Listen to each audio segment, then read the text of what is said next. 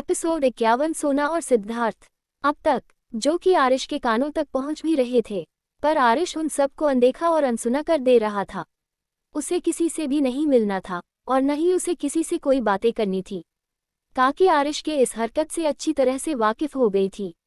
इन सालों में आरिश न सुबह ब्रेकफास्ट करता था, दोपहर में न ही वह घर आया करता था और शाम को घर आते ही खुद को इस तरह से कमरे में बंद कर लिया करता था। काफी तो समझ में ही नहीं पाते थे कि आरिश कब खाता है और कब नहीं खाता है। आरिश इन सालों में काफी ज्यादा कमजोर हो गया था। उसकी आंखों के नीचे काले घेरे साफ साफ दिखने लगे थे, जिसे देखकर भी कोई अंदाजा लगा सकता था कि आरिश रात भर जगा हुआ ही रहता है। वह रात को सोता तक नहीं है और आरिश के ऐसे हालात देखे काकी को कहीं ना कहीं एक दर्द सा महसूस होता था। पर यह दर्द उसे दर्द के आगे बहुत कम था जो काकी इन सालों से महसूस करते आई थी। उन्होंने सिर्फ और सिर्फ आरिश की वजह से इस दर्द भरी जिंदगी को चुना था। अब आगे मुंबई एयरपोर्ट प्लेन लैंड होती है और कुछ पल बाद ही प्लेन से एक छोटी सी 2.5 साल की बच्ची अपने नन्हे नन्हे कदमों से फुदकते हुए उसे प्लेन से बाहर आ रही थी। छोटी सी गोल मटोल बॉडी, छोटा सा गोल मटोल चेहरे, चबी गाल, बड़ी बड़ी नीली आंखें, छोटी सी नाक और छोटे से होठ जिस पर प्यारी सी स्माइल थी। वही उसके पीछे पीछे एक लड़की बाहर आती है, छोटा सा चेहरा, उसके वो फूले गाल, छोटी सी नाक जो गुस्से से लाल थी, छोटी सी क्यूट से पिंक लिप्स आपस में सिकुड़ी हुई नीली आंखें जिसे उसने सिकोड़ रखा था और उसके वो लंबे बाल जिसकी हाई पोनी बना रखी थी। वो लड़की किसी अप्सरा की तरफ खूबसूरत थी। वो अपने साथ एक 5 साल के लड़के को लिए उसे बच्ची की रोकने की कोशिश कर रही थी। वह अब नाराजगी से मैं अपने पीछे आ रहे हैं आदमी की तरह पलटकर थोड़ा गुस्से भरी टोन में बोली, ये सब आपकी वजह से ही हो रहा है। आपने ही उसे इतना बिगाड़ कर रखा है। अब देखिए कैसे वह अकेले ही बाहर जा रही है। अगर वह गिर गई तो। उस लड़की के पीछे आ रहे हैं वह आदमी जिसके चेहरे पर इस समय कोई इमोशंस नहीं थे। उसकी आंखों में सिर्फ और सिर्फ कठोरता भरी थी और वह अपनी कठोर नज़रों से सामने की तरफ ही देख रहा था। पर जैसे ही उसे अपने ऊपर उस लड़की की नज़रों का एहसास होता है और वह उसे लड़की की बातों को सुनता है, उसकी सारी कठोरता सॉफ्टनेस में बदल जाती है और वह बहुत ही प्यार से इस लड़की की तरफ देखता है। उस लड़की की बात सुनकर वह आदमी हल्के से मुस्कुराता है और उसके बाद वह उसके पास आकर उसकी कमर से उसे थमते हुए उसकी तरफ देखते हुए बोला, रिलैक्स बेबी, वह ठीक है। और कौन सा हम उसे कितनी दूर चल रहे हैं, पीछे पीछे ही तो आ रहे हैं। और उसने अभी अभी नया नया चलना सीखा है तो वह तो अपने छोटे छोटे पैरों का इस्तेमाल करेगी है ना। थोड़ी देर में खूब ही थक जाएगी, देखना नीचे चलकर पूरी तरह से वह नीचे भी नहीं आ पाएगी, सीढ़ियों पर साइड में बैठी रहेगी। चलो अब इतना ज्यादा नाराज मत हो। इतना कहकर वह आदमी झुक धीरे से उसके माथे पर किस करता है। उसके बाद में उसे अपनी बाहों में थाम उस लड़की के हाथों को पकड़े उस बच्चे को अपने पास ले लेता है। वो छोटा सा लड़का जिसके चेहरे पर दुनिया जहान की मासूमियत थी, सिल्ली बाल जो उसके आंखों को तक रहे थे, छोटे से तीखी नाक और उसकी वो हरी पैनी नजरें काफी खूबसूरत थी। वो आदमी उस बच्चे का हाथ पकड़ उसे धीरे धीरे लेकर प्लेन से बाहर आने लगता है। वही वो लड़की अपने बगल में खड़े उसे आदमी की तरफ घूर कर देखते हुए बोली, सबके सब एक जैसे हैं। मतलब अगर यही मैं करती तो आपने अभी मुझ पर डांटों की बारिश कर दी होती, पर नहीं, यहाँ तो बेटी का सवाल है, भला आप उसे कैसे डांट सकते हैं। वह आदमी है उसे लड़की की बात सुनकर हल्के से मुस्कुराता है और धीरे से उसके बालों में अपनी उंगली फेरते हुए बोला, बहुत शैतान होती जा रही हो तुम लिटिल बेबी। बस तुम्हें बहाने चाहिए होते हैं, कैसे तुम्हें मुझसे लड़ने हैं, है ना। वह दोनों आपस में नोकझोंक करते हुए प्लेन से नीचे आने लगते हैं। तभी रास्ते में ही वह दोनों ही रुक जाते हैं। लड़की अपने दोनों हाथों को अपने सीने पर बांध उसे लड़के की तरफ बुरी तरह से घूर कर देखते हुए बोली, अब मैं इसे नहीं उठाऊंगी। वह लड़का गहरी सांस लेता है, नीचे सीढ़ियों पर बैठी अपने नन्ही सी बच्ची की तरह देखता है जो कि अपनी टुकुर टुकुर आंखों से उसे लड़की की तरफ देख रही थी ताकि वह लड़की उसे उठा ले, लेकिन वह लड़की तो गुस्से से मुंह फुलाए हुए दूसरी तरफ देख रही थी। सीढ़ियों पर बैठे बनाने से बच्चे को गोद में उठता हुआ ना देखते हैं तो उसका छोटा सा चेहरा एकदम से रोने जैसा हो जाता है।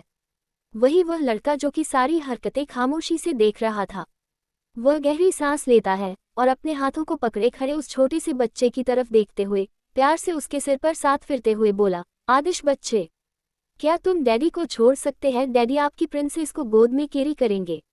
उद्धरण चिन्ह। अपने पिता की बात सुनने के बाद आदिश अपने पापा का हॉर्न छोड़ देता है। वही उस आदमी की बात उससे के बाद वो लड़की गुस्से से उस आदमी को घूरती है, जिसे देख वो आदमी गहरी सांस लेता है। वो अक्सर अपनी बीवी और अपनी बच्ची के बीच ऐसे फंसते रहता है। अपनी शैतान बच्ची को अपनी गोद में उठता है और उसके नीली आंखों में देखते हुए बोला, तुमने अपनी हरकतों से अपने मामा को गुस्सा दिला दिया है और अब माँ तुम्हें गोद में नहीं लेने वाली है, इसलिए तुम अभी डैडी से ही काम चला लो। इतना कहकर वहाँ आदमी उस बच्चों के सॉफ्ट से फूले हुए गालों पर किस करता है। लेकिन उसे आदमी की बात सुनकर वह बच्ची थोड़ी सी नाराज नजर आने लगी थी। पर उस छोटी सी बच्ची के मम्मा वह खुद ही पहले से नाराज थी।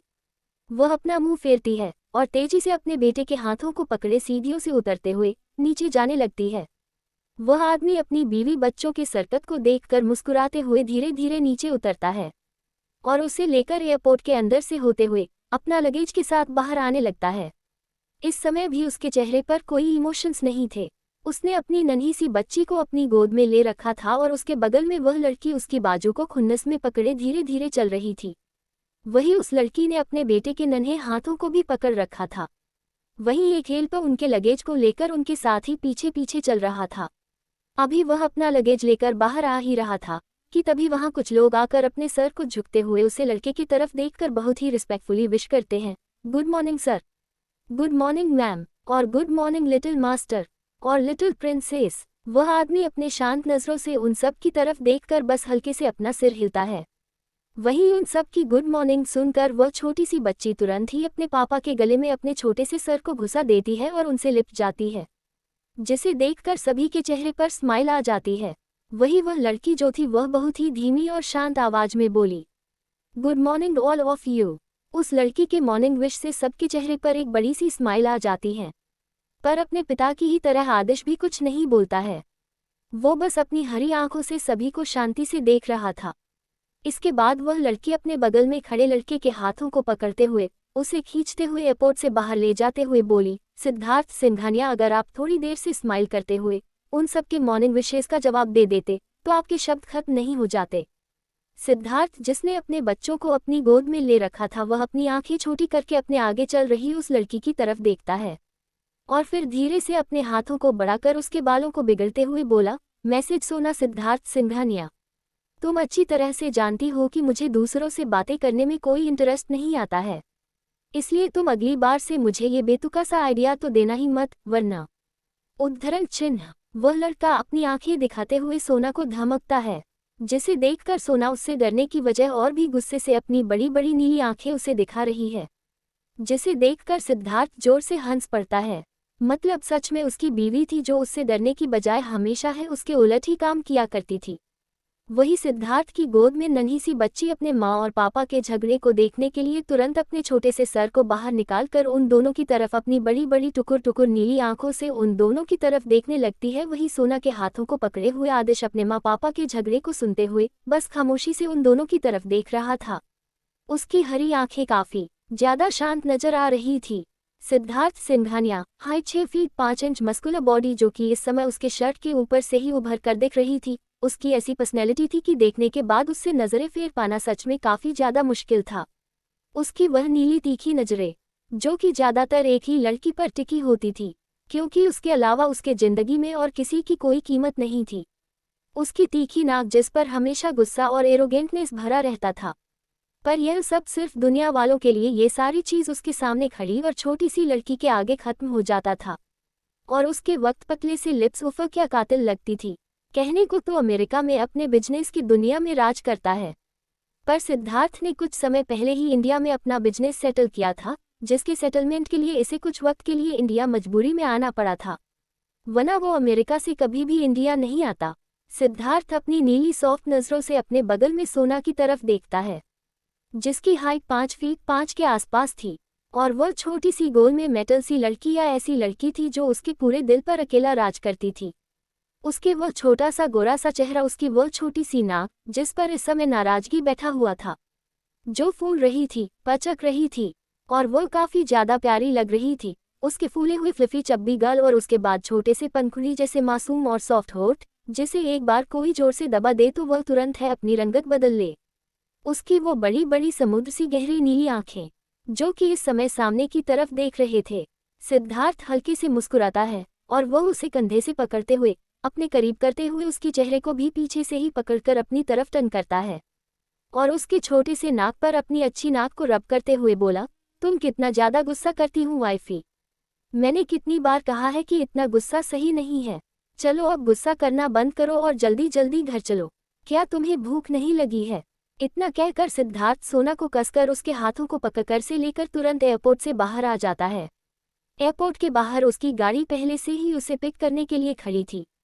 सोना तुरंत भागते हुए जाकर बैक सीट पर बैठ जाती है, जिसे देखकर सिद्धार्थ अपनी आंखें छोटी करता है और गहरी सांस छोड़ते हुए अपने शहर को नामे दिला देता है, क्योंकि उसकी बीवी का बचपन बिल्कुल भी नहीं जाने वाला था। बिल्कुल बच्ची थी वह, पर फिर हुए उसे सोना इसी तरह से पसंद थी। एपिसोड 52 सोना के नखरे। अब तक सिद्धार्थ हल्के से मुस्कुराता है और वह उसे कंधे से पकड़ते हुए अपने करीब करते हुए उसके चेहरे को भी पीछे से ही पकड़कर अपनी तरफ टर्न करता है और उसके छोटे से नाक पर अपनी अच्छी नाक को रब करते हुए बोला, तुम कितना ज्यादा गुस्सा करती हूँ वाइफी। मैंने कितनी बार कहा है कि इतना गुस्सा सही नहीं है। चलो अब गुस्सा करना बंद करो और जल्दी जल्दी घर चलो। क्या तुम्हें भूख नहीं लगी है? इतना कहकर सिद्धार्थ सोना को कसकर उसके हाथों को पकड़कर से लेकर तुरंत एयरपोर्ट से बाहर आ जाता है। एयरपोर्ट के बाहर उसकी गाड़ी पहले से ही उसे पिक करने के लिए खड़ी थी। सोना तुरंत भागते हुए जाकर बैक सीट पर बैठ जाती है, जिसे देखकर सिद्धार्थ अपनी आंखें छोटी करता है और गहरी सांस छोड़ते हुए अपने शहर को नामे दिला देता है, क्योंकि उसकी बीवी का बचपन बिल्कुल भी नहीं जाने वाला था। बिल्कुल बच्ची थी वह, पर फिर हुए उसे सोना इसी तरह से पसंद थी। अब आगे सिद्धार्थ भी धीरे धीरे चलकर कार के पास आता है, जिसे देखकर ड्राइवर तुरंत ही बैक सीट का दरवाजा खोलता है। सिद्धार्थ अपनी गोद में अपनी नन्ही सी बच्चे को लिए हुए अंदर जाता है। सिद्धार्थ जैसे ही कार के अंदर बैठता है, उसे एहसास होता है कि उसकी नन्ही सी बच्ची शैतानियां करते हुए ही सो चुकी है। वही सोना जो कि कार में पहले से ही बैठे हुई थी, वह अब अपना हाथ बढ़ाते हुए सिद्धार्थ की तरफ देखते हुए बोली, पंखुड़ी को मुझे दे दीजिए, मैं अपनी बच्ची को खुद संभाल सकती हूँ। इतना कहकर वह अपने छोटे छोटे हाथों को पंखुड़ी की तरफ बढ़ाने लगती है, तो सिद्धार्थ तुरंत उसके छोटे छोटे हाथों को पकड़ते हुए उसकी तरफ देखते हुए बोला, अभी कुछ देर में तुम खुद लुढ़क जाओगी, तुम्हें एहसास तक नहीं होगा, और तुम इसे लेना चाहती हो वाइफी। अब ये बचपन बंद करो और चलो चुपचाप इधर सर रखकर अपनी आंखें बंद करो। इतना कहकर सिद्धार्थ उसे अपने कंधे की तरफ इशारा करता है, जिसे देखकर पहले तो सोना मुंह बनाती है, पर फिर तुरंत ही सिद्धार्थ के कंधे पर अपने छोटे से सर को टिकाते हुए उसकी बाजू को अपने दोनों हाथों से बहुत ही कसकर पकड़ते हुए अपनी आंखें बंद कर लेती है। सोना के चेहरे पर छोटे से स्माइल थी। सिद्धार्थ भी उसके चेहरे को छोटे से स्माइल को देखते हुए हल्के से मुस्कुराता है और अपना एक हाथ मोड़ते हुए उसे धीरे से सोने के चेहरे के पास ले जाकर धीरे धीरे उसके गालों को सहलाने लगता है। सोना सिद्धार्थ के उसके बालों को सहलाने की वजह से अपनी आंखें बंद कर लेती है। सोना की आंखें बंद करते ही सिद्धांत सोने के बगल में बैठे अपने नन्हे से बेटे की तरफ देखता है। फिर वह अपने हाथ से उसके बालों को धीरे से बिगड़ते हुए बोला, आदिश बच्चे, तुम भी थोड़ी देर रेस्ट कर लो, यहाँ से हमारा घर थोड़ी दूरी पर है, हमें टाइम लगेगा। अपने पापा की बात सुनकर आदिश अपने पापा की तरफ देखता है। फिर वह बस अपने सर को हाँ में हिलाते हुए सीट से अपने सर को टिककर अपनी आंखें बंद कर लेती है। उन सब के आंखें बंद करते ही सिद्धार्थ के एक्सप्रेशन बिल्कुल चेंज हो जाते हैं और वह अपने सामने आगे के पैसेंजर सीट पर बैठे हुए एक आदमी की तरफ अपने गुस्से भरी नजरों से देखते हुए बोला, क्या मैंने जो कहा था उसके इंतजाम हो चुका है?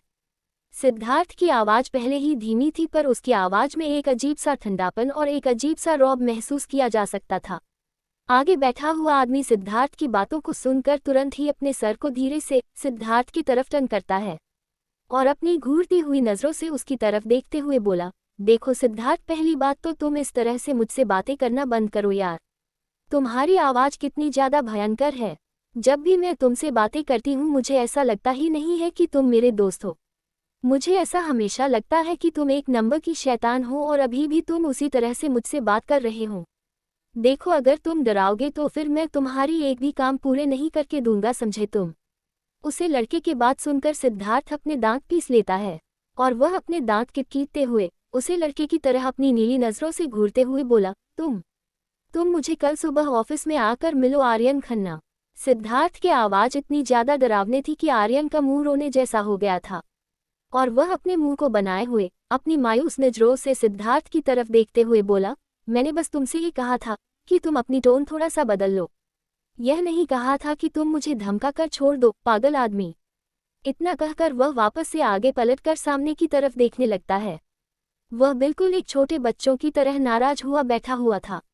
इधर सिद्धार्थ की ठंडी आवाज़ों को सुनकर सोना, जो कि अपने आगे बंद किए हुए सिद्धार्थ के कंधे पर आराम कर रही थी, वह अब अपनी आंखें खोलकर अपनी नीली टुकुर टुकुर आंखों से सिद्धार्थ और आर्यन की तरफ देखने लगती हैं। वहीं सोना के बगल में बैठा हुआ आदिश भी अपनी हरी आंखें खोलकर आर्यन की तरफ घूरकर देखने लगता है, क्योंकि अभी अभी आर्यन ने उसके पापा को शैतान कहा था। पर आदिश के इस तरह घूरने का आर्यन पर कोई फर्क नहीं पड़ता, क्योंकि आर्यन ने ध्यान ही नहीं दिया था। आर्यन को इस तरह से मुंह फुलाकर बैठा हुआ देखकर सोना भी अपना मुंह बनाकर सिद्धार्थ की तरफ देखने लगती है। सिद्धार्थ का ये नेचर सोना को भी पसंद नहीं आता था। सिद्धार्थ सिवाय उसके और किसी से भी बात करने को तैयार नहीं होता था, और अगर वह किसी से बातें करता भी था तो वह इतने रूड तरीके से बात करता था कि सामने वालों को अफसोस हो जाएंगे कि उसने क्यों सिद्धार्थ से बात करने की कोशिश की है। वही सोना के बने हुए मुंह की तरफ देखते हुए सिद्धार्थ अब अपना सर पकड़ लेता है कि अब उसने ऐसा क्या कर दिया जो यह इस तरह से नाराज होकर बैठ गई। सिद्धार्थ में सोने की तरफ देख ही रहा था कि सोना एकदम से सिद्धार्थ की बाजू को छोड़ती है और उससे दूर खिसक जाती है। सोना के ऐसा करते सिद्धार्थ अपनी आंखें छोटी कर लेता है। सिद्धार्थ अपना हाथ आगे करता है ताकि वह सोना को पकड़ सके, पर सोना तुरंत उसके हाथों को खुद से दूर झटकते हुए बोली, अब कोई जरूरत नहीं है मेरे पास आने की, आप बैठे रहिए आराम से अपनी बेटी के साथ। इतना कहकर सोना आदिश को अपने सीने से लगाते हुए चुपचाप करके विंडो से बाहर देखने लगती है। अपनी बीवी के बंदे बिगड़ते मूड को देखते हुए सिद्धार्थ गहरी सांस लेता है। वह सोने का कुछ नहीं कर सकता था। छोटी छोटी बात पर सोने का इस तरह से गुस्सा हो जाना और इस तरह से उसका मुंह खुलकर बैठ जाना या कोई नई आदत नहीं थी उसके लिए। सिद्धार्थ गहरी सांस लेते हुए अपने गोद में बैठी अपनी प्रिंसेस की तरफ देखता है और फिर वह उसके गालों को सहलाते हुए सोने की तरफ देखने लगता है। वही सिद्धार्थ की गोद में सो रही छोटी सी पनखुली के उसके गालों को छूते ही नींद में ही कसमसाने लगती है और वह अपने छोटे से चेहरे को सिद्धार्थ के सीने में घुसने की कोशिश करने लगती है। सिद्धार्थ अपने बच्ची को देखकर गहरी सांस लेता है। दोनों ही माँ बेटी की हरकतें बिल्कुल एक जैसी थी। सिद्धार्थ अब उसके छोटे से चेहरे से अपने हाथों को दूर करता है और उसके चेहरे को अपने सीने से लगाते हुए उसके पीठ को धीरे धीरे रब करने लगता है। थोड़ी ही देर में पनखुड़ी बिल्कुल शांत होकर सिद्धार्थ की गोद में सो जाती है। वह सिद्धार्थ की नजरें अभी सोना के ऊपर ही टिकी हुई थी। कार अपनी तेजी से अपने मंजिल की ओर बढ़ रहा था। सिद्धार्थ देखता है कि अब धीरे धीरे सोने की भी आंखें नींद से बंद होने लगी थी। वही उसके गोद में बैठा आदिश भी सोना के सीने से लगा हुआ सो चुका था। सोने के बंद हो रही आंखों की तरफ देखते ही वो गहरी सांस लेता है। उसके बाद वह खुद ही सोना की तरफ के खिसक कर सोने के छोटे से सर को पकड़कर उसे अपने सीने से लगा लेता है। वही सिद्धार्थ के सीने से लगते हैं सोना एकदम से सिद्धार्थ के बाजू को अपने हाथों में पकड़ लेती है। सिद्धार्थ सोना को देख गहरी सांस लेते हुए उसकी तरफ देखता है। अभी कहाँ ये लड़की उसके पास आने को तैयार नहीं हो रही थी और नींद आते हैं वह इस तरह से उसे चिपक रही थी जैसे एक बिल्ली का बच्चा अपनी माँ से चिपकता हो जब उसे भूख लगती हो। कुछ ही देर में कार अपनी मंजिल पर आकर रुकती है। सिद्धार्थ कार के रुकते ही अपनी नज़र घूमर कर कार की विंडो से बाहर की तरफ देखता है तो उसकी कार एक बड़े से आलीशान महल के आगे आकर रुकी हुई थी। सुबह के 3 बजे हल्की रोशनी में चमकते हुए संगमरमर की महल काफी खूबसूरत लग रहा था। उस पर पड़ती एलईडी बल्ब के लाइट सीधा रिफ्लेक्ट हो रही थी, जिसकी वजह से आसपास का नज़र भी काफी खूबसूरती से उभर कर दिख रहा था। महल के सामने लगा बड़ा सा फाउंटेन और उसे निकलते कलरफुल लाइट के साथ कलरफुल वाटर बहुत ही खूबसूरत लुक दे रहा था। सिद्धार्थ महल की तरफ देखते हुए गहरी सांस लेता है। उसके बाद वह अपने सर को घूमर अपनी गोद में सो रही पनखुड़ी की तरफ देखता है, जो कि पूरी तरह से चिपक कर आराम से सो रही थी। अपनी बच्ची को देखने के बाद सिद्धार्थ अपने गर्दन को हल्के से टेढ़ा करके अपनी बीवी की तरफ देखता है, जो कि उसके कंधे पर अपने चेहरे को टिकाए हुए आराम से सो रही थी। वही उसके गोद में उसका बेटा आराम से सो रहा था। उन दोनों को इतनी गहरी नींद में सोता हुआ देखकर सिद्धार्थ अब सोच में पड़ जाता है कि वह किस नींद से जगाएं और किसी खुद उठाकर लेकर जाए। सिद्धार्थ इतना तो जानता था कि उसकी बीवी नींद से बिल्कुल नहीं उठेगी और उसकी बच्ची भी नहीं उठेंगी। एक आदिश ही था जो कि एक आवाज पर नींद से उठकर तैयार हो जाता। इसलिए सिद्धार्थ गहरी सांस लेकर सामने बैठे आर्यन की तरफ देखता है। उसके बाद से ऑर्डर देने वाले टोन में बोला, जल्दी से कार से बाहर निकालो और पंखू को अपनी गोद में लो और उसे लेकर महल के अंदर चलो। सिद्धार्थ की तेज आवाज को सुनने के बाद आर्यन, जो कि पहले से ही सिद्धार्थ से गुस्सा हुए बैठा था, वह अब अपना मुंह बनाकर तुरंत पीछे पलट के सिद्धार्थ की तरफ देखता है, जैसे बहुत से शिकायत करने वाला हो। पर सिद्धार्थ घूरकर आर्यन को देखता है और सिद्धार्थ की घूरती नजरों को महसूस कर आर्यन एकदम से शांत हो जाता है और वह चुपचाप कार से बाहर आता है और पीछे का डोर ओपन करके सिद्धार्थ के गोद में सो रही पंखू को अपनी गोद में ले लेता है। वही पंखू जो कि काफी गहरी नींद में सो रही थी, वह आर्यन के गोद में जाने से एकदम से अपनी आंखें खोलने लगती हैं। पर अगले ही पर आर्यन उसे अपने सीने से लगाते हुए उसकी पीठ को धीरे धीरे अपने हाथों से थपथपाने लगता है, जिससे पंखुड़ी वापस से उसके सीने से लगाते हुए सो जाती है। ये छोटी सी बच्ची अपने पापा के और आर्यन के स्पर्श को समझती थी, जिसकी वजह से सिद्धार्थ से दूर जाते हैं वह अपनी आंखें खोलने लगती थी। एपिसोड 53, आरिश का गिल्ट और उसे लेकर महल के अंदर चलो। सिद्धार्थ की तेज आवाज को सुनने के बाद आर्यन, जो कि पहले से ही सिद्धार्थ से गुस्सा हुए बैठा था, वह अब अपना मुंह बनाकर तुरंत पीछे पलट के सिद्धार्थ की तरफ देखता है, जैसे बहुत से शिकायत करने वाला हो। पर सिद्धार्थ घूरकर आर्यन को देखता है और सिद्धार्थ की घूरती नजरों को महसूस कर आर्यन एकदम से शांत हो जाता है और वह चुपचाप कार से बाहर आता है और पीछे का डोर ओपन करके सिद्धार्थ के गोद में सो रही पंखू को अपनी गोद में ले लेता है। वही पंखू जो कि काफी गहरी नींद में सो रही थी, वह आर्यन के गोद में जाने से एकदम से अपनी आंखें खोलने लगती है। पर अगले ही पर आर्यन उसे अपने सीने से लगाते हुए उसकी पीठ को धीरे धीरे अपने हाथों से थपथपाने लगता है, जिससे पंखुड़ी वापस से उसके सीने से लगाते हुए सो जाती है। ये छोटी सी बच्ची अपने पापा के और आर्यन के स्पर्श को समझती थी, जिसकी वजह से सिद्धार्थ से दूर जाते हैं वह अपनी आंखें खोलने लगती थी।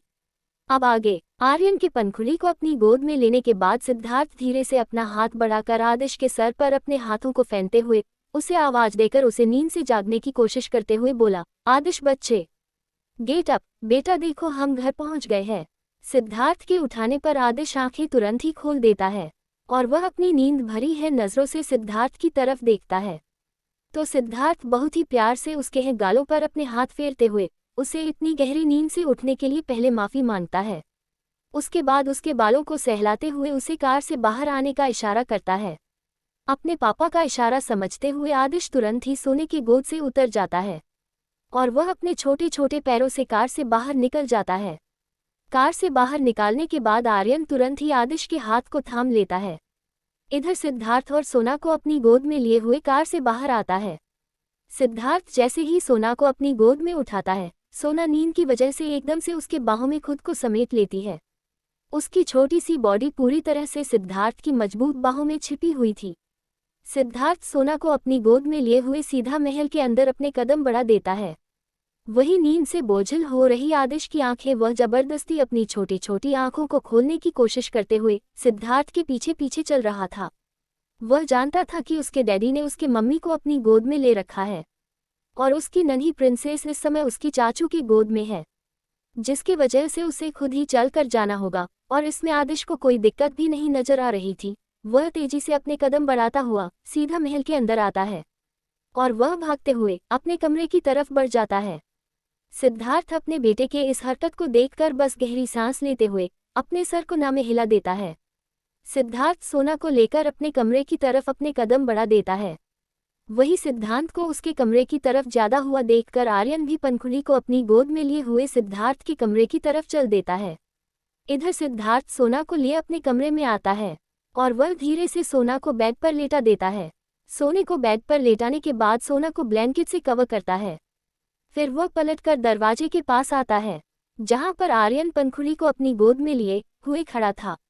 सिद्धार्थ को नहीं पसंद था कि कोई उसके कमरे में उसकी मौजूदगी में भी एंटर करे। उसे उसके कमरे में अपनी बीवी के अलावा और किसी की भी मौजूदगी पसंद नहीं थी, जिसकी वजह से कोई भी उसके कमरे में नहीं आता था। बस सोना और उसके दोनों बच्चे ही उसके कमरे में आया करते थे। यहाँ तक कि आर्यन भी उसके कमरे में कदम नहीं रखता था। अगर उसे काम भी होता था तो हम बाहर अपने काम करता था। वह उसके कमरे में कभी नहीं आता था और आज भी यही हो रहा था। आर्यन कमरे के दरवाजे के पास खड़ा था।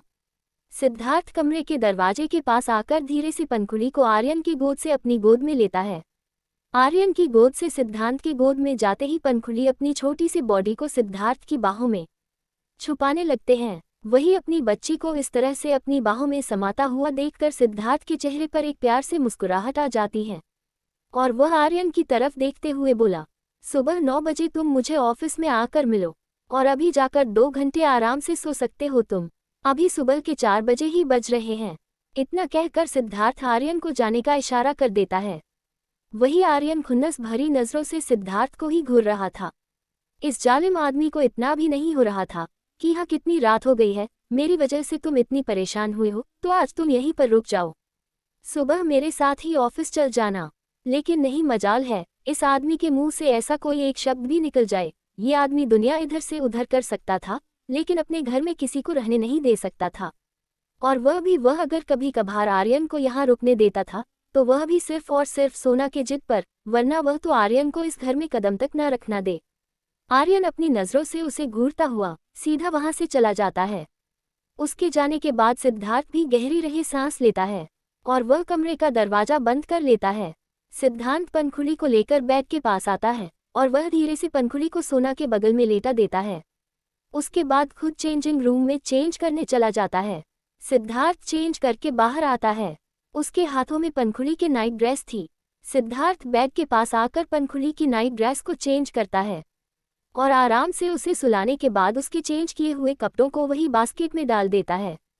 उसके बाद में गहरी सांस से लेकर सोना की तरफ देखता है, पर सिद्धार्थ सोना के कपड़े चेंज नहीं करता है क्योंकि सोना को बिल्कुल भी नींद में डिस्टर्बेंस नहीं चाहता था, क्योंकि अगर कोई नींद में उसे उठा दे तो वह फिर पूरी रात वो किसी को भी सोने नहीं देने वाली थी और उसका रोना शुरू हो जाता हुआ अलग था। इसलिए सिद्धार्थ उसे सोते हुए टाइम हाथ तक नहीं लगता था और उसे वह सोने देता था। सिद्धार्थ पंखुड़ी के बगल में आकर लेट जाता है। सिद्धार्थ भी इस लंबे ट्रैवलिंग की वजह से काफ़ी ज़्यादा थक चुका था, इसलिए बेड पर लेटते ही उसकी आंखें बंद होने लगती हैं। पर वह अपनी आंखें बंद करने से पहले अपने हाथों के बल हल्के से बेड से उठकर वह पहले पंखुड़ी के छोटे से माथे पर किस करता है, फिर वह सोना के छोटे से माथे पर किस करता है। उसके बाद दोनों को अच्छी तरह से ब्लैंकेट से कवर करने के बाद सिद्धार्थ अपनी जगह पर लेटकर अपनी आंखें बंद कर लेता है और थोड़ी ही देर में नींद की आगोश में चला जाता है। अगली सुबह डार्क पैलेस। काकी इस समय हॉल में ही कॉफी का मग अपने हाथों में पकड़े हुए खड़ी थी और वह आरिश के नीचे आने का इंतजार कर रही थी। वहीं आरिश ऑफिस के लिए रेडी हो हॉल में आता है। ब्लैक 3-पीस बिजनेस सूट, पैरों में ब्लैक लेदर शूज, हाथों में लिमिटेड एडिशन की वॉच, बालों को एलिगेंट तरीके से सेट किया आरिश कमाल लग रहा था। उसके शार्प फेसियल फीचर्स और उसकी वो तीखी नजरें उफ क्या कहर ढा रही थी, पर उसके आंखों के नीचे वो डार्क स्पॉट पूरी रात की दास्तान बता रहे थे। आरिश सीढ़ियों से होते हुए नीचे आता है और अपने सामने काकी को खड़ा देख भी कर वह कुछ पल को अपनी जगह पर ठहर सा जाता है। यह आरिश के लिए कुछ भी नया नहीं था। इन 6 सालों में काकी हमेशा सुबह सुबह उसके लिए काफ़ी लेकर यहाँ हॉल में खड़ी रहती थी। आरिश कुछ पल को अपनी जगह पर खड़े रहने के बाद अपने कदम काकी की तरफ बढ़ता है और फिर वो काकी के पास पहुंचकर काकी की तरफ देखते हुए अपनी धीमी से आवाज में बोला, हूँ आप जानती हैं कि मैं सुबह सुबह कॉफ़ी नहीं पीना पसंद करता, फिर भी आप क्यों हर दिन मेरे लिए ये कॉफ़ी लेकर यहाँ पर खड़ी रहती हैं? आप अपनी सेहत का ख्याल क्यों नहीं रखती हैं? क्यों आप मेरे पीछे अपनी सेहत खराब कर रही हैं? मुझे जब कॉफ़ी पीना होगा तो मैं आपसे मांग लिया करूँगा, लेकिन मुझे अभी नहीं पीना है। प्लीज़ आप जाकर आराम करें और ब्रेकफास्ट करने के बाद अपनी मेडिसिन्स ले ले। आपकी तबीयत दिन पर दिन बिगड़ती जा रही है और आपको मेरी चिंता करने की ज़रूरत नहीं है। मैं बिल्कुल ठीक हूँ और अगर मॉम आपसे कुछ कहे तो उनसे कुछ भी कहने की ज़रूरत नहीं है, उन्हें कुछ भी बताने की ज़रूरत नहीं है। बस इतना कह दीजिएगा कि मैं ठीक हूँ, मेरे लिए आप इतना परेशान मत हो और प्लीज़ पहले ही मुझे मेरा गिल्ट इस हद तक मर चुका है, अब आप मुझे और मत मारिए। आरिश काकी की तरफ देखते हुए अपनी बातें कहता है। वही काकी जो कि आरिश की बातें सुन रही थी, एकदम से काकी आरिश के सामने आकर आरिश के हाथों को पकड़ते हुए आरिश उसकी तरफ देखते हुए बोली, आरिश बाबा आज तक भले ही अपने बड़ी मैडम से सच्चाई छुपा ली है, पर जिस दिन बड़ी मैडम इस घर में आ गई आप कैसे छुपाएंगे? बड़ी मैडम पहले ही आर्या बिटिया को खोने के बाद टूट चुकी है। वह अगर आपको इस हालत में देखोगी तो उन पर क्या बीतेगी, यह आप सोचिए। एक माँ के लिए उसके बच्चे से बढ़कर और कुछ भी नहीं होता है। जिस दिन वह अपने बच्चों को इस हालत में देखेंगी, आप सोचिए उनके ऊपर क्या बीतेगी। आप ये भी जानते हैं, बड़ी मैडम हमेशा बीमार रहती हैं। अगर वह आपको इस तरह से खाने पीने से दूर, नींद चैन से दूर, इस तरह से आपको अंधेरे में जीता हुआ देखेगी, तो वह कैसे खुद को संभाल पाएगी। आरिश जो काकी की बातें बहुत ही ध्यान से सुन रहा था, वह कुछ पल को खामोश रहता है, फिर आगे की तरफ देखते हुए बोला, आपने कैसे सह लिया ये सब? वाइफी को बेटी माना था आपने, उस बेटी के जाने के बाद भी आप उसके कातिल के लिए इतना ज्यादा कंसर्न कैसे हो सकती हैं?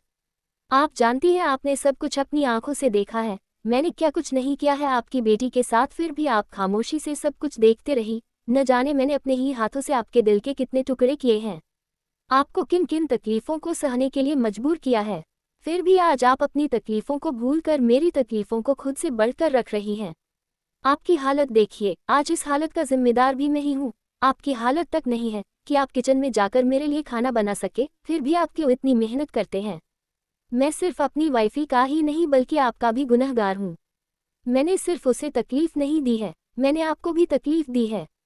जिस तरह से मेरी माँ आज मेरी हालत नहीं देख सकती है, उसी तरह से आप भी मेरी वाइफी को तकलीफ नहीं देख सकती थी, पर आपने कुछ भी नहीं कहा। आपने सबको अपनी आंखों से देखा, आपने मेरे लिए हमेशा खामोश रहना ही बेहतर समझा। आज इस तकलीफ से आप मेरी माँ को बचाना चाहती हैं। आप चिंता मत कीजिए, उन्हें कभी पता नहीं चलेगा कि मैं किस कंडीशन में हूँ। आप प्लीज़ जाकर अपने मेडिसिन्स ले लीजिए। मैं पहले ही अपनी वाइफी के खून के तले दबा हुआ हूँ, और मैं आपको खोकर इस दर्द के तले नहीं दबना चाहता। एपिसोड 54, क्यों वाइफी क्यों? अब तक आपको किन किन तकलीफों को सहने के लिए मजबूर किया है, फिर भी आज आप अपनी तकलीफों को भूलकर मेरी तकलीफों को खुद से बढ़कर रख रही हैं। आपकी हालत देखिए, आज इस हालत का जिम्मेदार भी मैं ही हूँ। आपकी हालत तक नहीं है कि आप किचन में जाकर मेरे लिए खाना बना सके, फिर भी आप क्यों इतनी मेहनत करते हैं? मैं सिर्फ अपनी वाइफी का ही नहीं बल्कि आपका भी गुनहगार हूँ। मैंने सिर्फ उसे तकलीफ नहीं दी है, मैंने आपको भी तकलीफ दी है। जिस तरह से मेरी माँ आज मेरी हालत नहीं देख सकती है, उसी तरह से आप भी मेरी वाइफी को तकलीफ नहीं देख सकती थी, पर आपने कुछ भी नहीं कहा। आपने सबको अपनी आंखों से देखा, आपने मेरे लिए हमेशा खामोश रहना ही बेहतर समझा। आज इस तकलीफ से आप मेरी माँ को बचाना चाहती हैं। आप चिंता मत कीजिए, उन्हें कभी पता नहीं चलेगा कि मैं किस कंडीशन में हूँ। आप प्लीज़ जाकर अपने मेडिसिन्स ले लीजिए। मैं पहले ही अपनी वाइफी के खून के तले दबा हुआ हूँ, और मैं आपको खोकर इस दर्द के तले नहीं दबना चाहता। अब आगे काकी, जो कि बहुत ही ध्यान से आरिश की बातें सुन रही थी, वह बस हल्के से मुस्कुराती है, और फिर वह अपनी नज़रें उठाकर आरिश की तरफ देखते हुए बोली, बीते सालों में जो भी होना था वह सब भगवान की मर्जी थी। उनकी ही मर्जी थी जो मेरी बच्ची आपकी ज़िंदगी में आई थी, और उनकी ही मर्जी थी जो उन्होंने मेरी बच्ची को आपकी ज़िंदगी से दूर कर दिया। मुझे आपसे कोई शिकायत नहीं है, क्योंकि इन 5 सालों में मैंने देखा है, जितने तकलीफ आपने मेरी बच्ची को दिए थे, उससे कहीं ज़्यादा तकलीफ इस समय आपके ऊपर बीत रही है। इस समय उससे कहीं ज़्यादा तकलीफ़ों से आप गुजर रही हैं।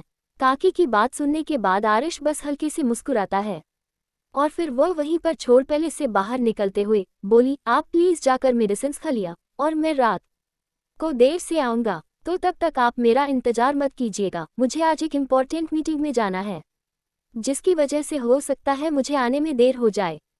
आप प्लीज़ अपना ख्याल रखें, मैं ठीक हूँ। और अगर मॉम का कॉल आए मेरे बारे में पूछने के लिए, तो उनसे बस कह दीजिएगा कि कुछ दिनों में मैं उनसे मिलने आऊँगा। उन्हें मेरे लिए ज़्यादा परेशान होने की ज़रूरत नहीं है। आरिश को आज फिर बिना ब्रेकफास्ट के जाता हुआ देखकर काकी के चेहरे पर मायूसी छा जाती है। आरिश अपनी दर्द को भले ही काफ़ी के सामने आज तक बयां ना कर पाया हो, पर उसकी आंखों में वह दर्द नजर आता था। काफ़ी जानती थी कि इन सालों में सिवाय तड़प के गुजरने के आरिश के पास और कोई रास्ता नहीं था। इन सालों में क्या कुछ नहीं हो गया था? ऐसा नहीं था कि आरिश के ज़िंदगी में और किसी ने आने की कोशिश नहीं की थी, पर आरिश उसने किसी की तरफ अपनी नज़रें उठाने तक की हिम्मत नहीं की थी। उसकी नज़रों में आज भी आर्या बसी हुई थी, और वह आर्या की जगह अपने नज़रों में भी किसी को नहीं देना चाहता था, तो फिर जिंदगी में रहना तो बहुत ही दूर की बात है। काकी जानती थी कि आर्या के बिना एक एक पर आरिश की जिंदगी नर्क बनी हुई है। आरिश किस तरह से तड़प कर गुजर रहा है अपनी जिंदगी को। काकी यह भी जानती थी कि जो एक बार दुनिया छोड़ दे वह कभी नहीं लौटते हैं, और उतनी गहरी खाई से गिरने के बाद आरिश ने क्या कुछ नहीं किया था आर्या को ढूंढने के लिए। बिना खाए पिए, बिना पल के झपकाए, बस एक टक आर्या के एक सुराग के मिलने के आस लगाए बैठा था वह उस खाई के पास। पर उसे सुराग तो छोड़ो आर्या की बॉडी तक नसीब नहीं हुई थी, जिससे वह आर्य का अपने हाथों से दाह संस्कार भी कर सके। आज तक न जाने आरिश कितने ही बार उस खाई के पास जाकर अपनी दर्द को बयां कर चुका था, पर न तो उस खाई के पास उसके दर्द को सुनने वाला कोई था, और न ही वह अपनी जिंदगी में किसी को उसे दर्द को सुनने की जगह दे रहा था। आरिश जा चुका था और काकी एक बार फिर से अपने हाथों में उसे कॉफी की मग को पकड़े हुए हॉल के बीचों बीच अकेली खड़ी रह चुकी थी। काकी काफी देर तक डाक पैलेस के में दरवाजे की तरफ देखती रहती हैं। उनके कानों को जब तसल्ली हो जाती है कि आरिश जा चुका है, जब गाड़ी की आवाज़ है उनके कानों को बहुत दूर से सुनाई देने लगती है, तो काकी गहरी सांस लेता है और किचन में आ जाती है। इधर कार में आरिश खामोशी से बैठा हुआ था और वह लगातार अपने फ़ोन की स्क्रीन को देखे जा रहा था। फ़ोन की स्क्रीन पर उसके सामने आर्या की तस्वीर थी, जिसमें आर्या मुस्कुरा रही थी। ये तस्वीर काफ़ी पुरानी लग रही थी। इसमें आर्या का छोटा सा चेहरा काफ़ी ज़्यादा गोल गोल मटोल था। साथ ही ना उसके गले में मंगलसूत्र था और न ही मांग में सिंदूर, जिससे ये साबित हो रहा था कि यह तस्वीर आर्या की शादी से पहले की थी। आरिश ने आर्या की इतनी पुरानी तस्वीर आज तक संभाल के रखा था। वह हमने फ़ोन की स्क्रीन पर टच करते हुए अपने अंगूठे से आर्या के छोटे से चेहरे को धीरे धीरे रब कर रहा था। उसकी आंखें इस समय बेजान सी उस तस्वीर की तरफ देख रही थी। उसे तस्वीर की तरफ देखते हुए उसकी आंखों में इतने सारे दर्द उभर कर देख रहे थे, जिसकी कोई सीमा ही नहीं थी, न ही इसके कोई तोड़ थी। आरिश का दिल बार बार चीख चीख कर रोने को करता था, पर हर बार वह खुद को समेट लिया करता था। हर बार वह अपनी तकलीफ़ों को अपने अंदर दफन कर लिया करता था।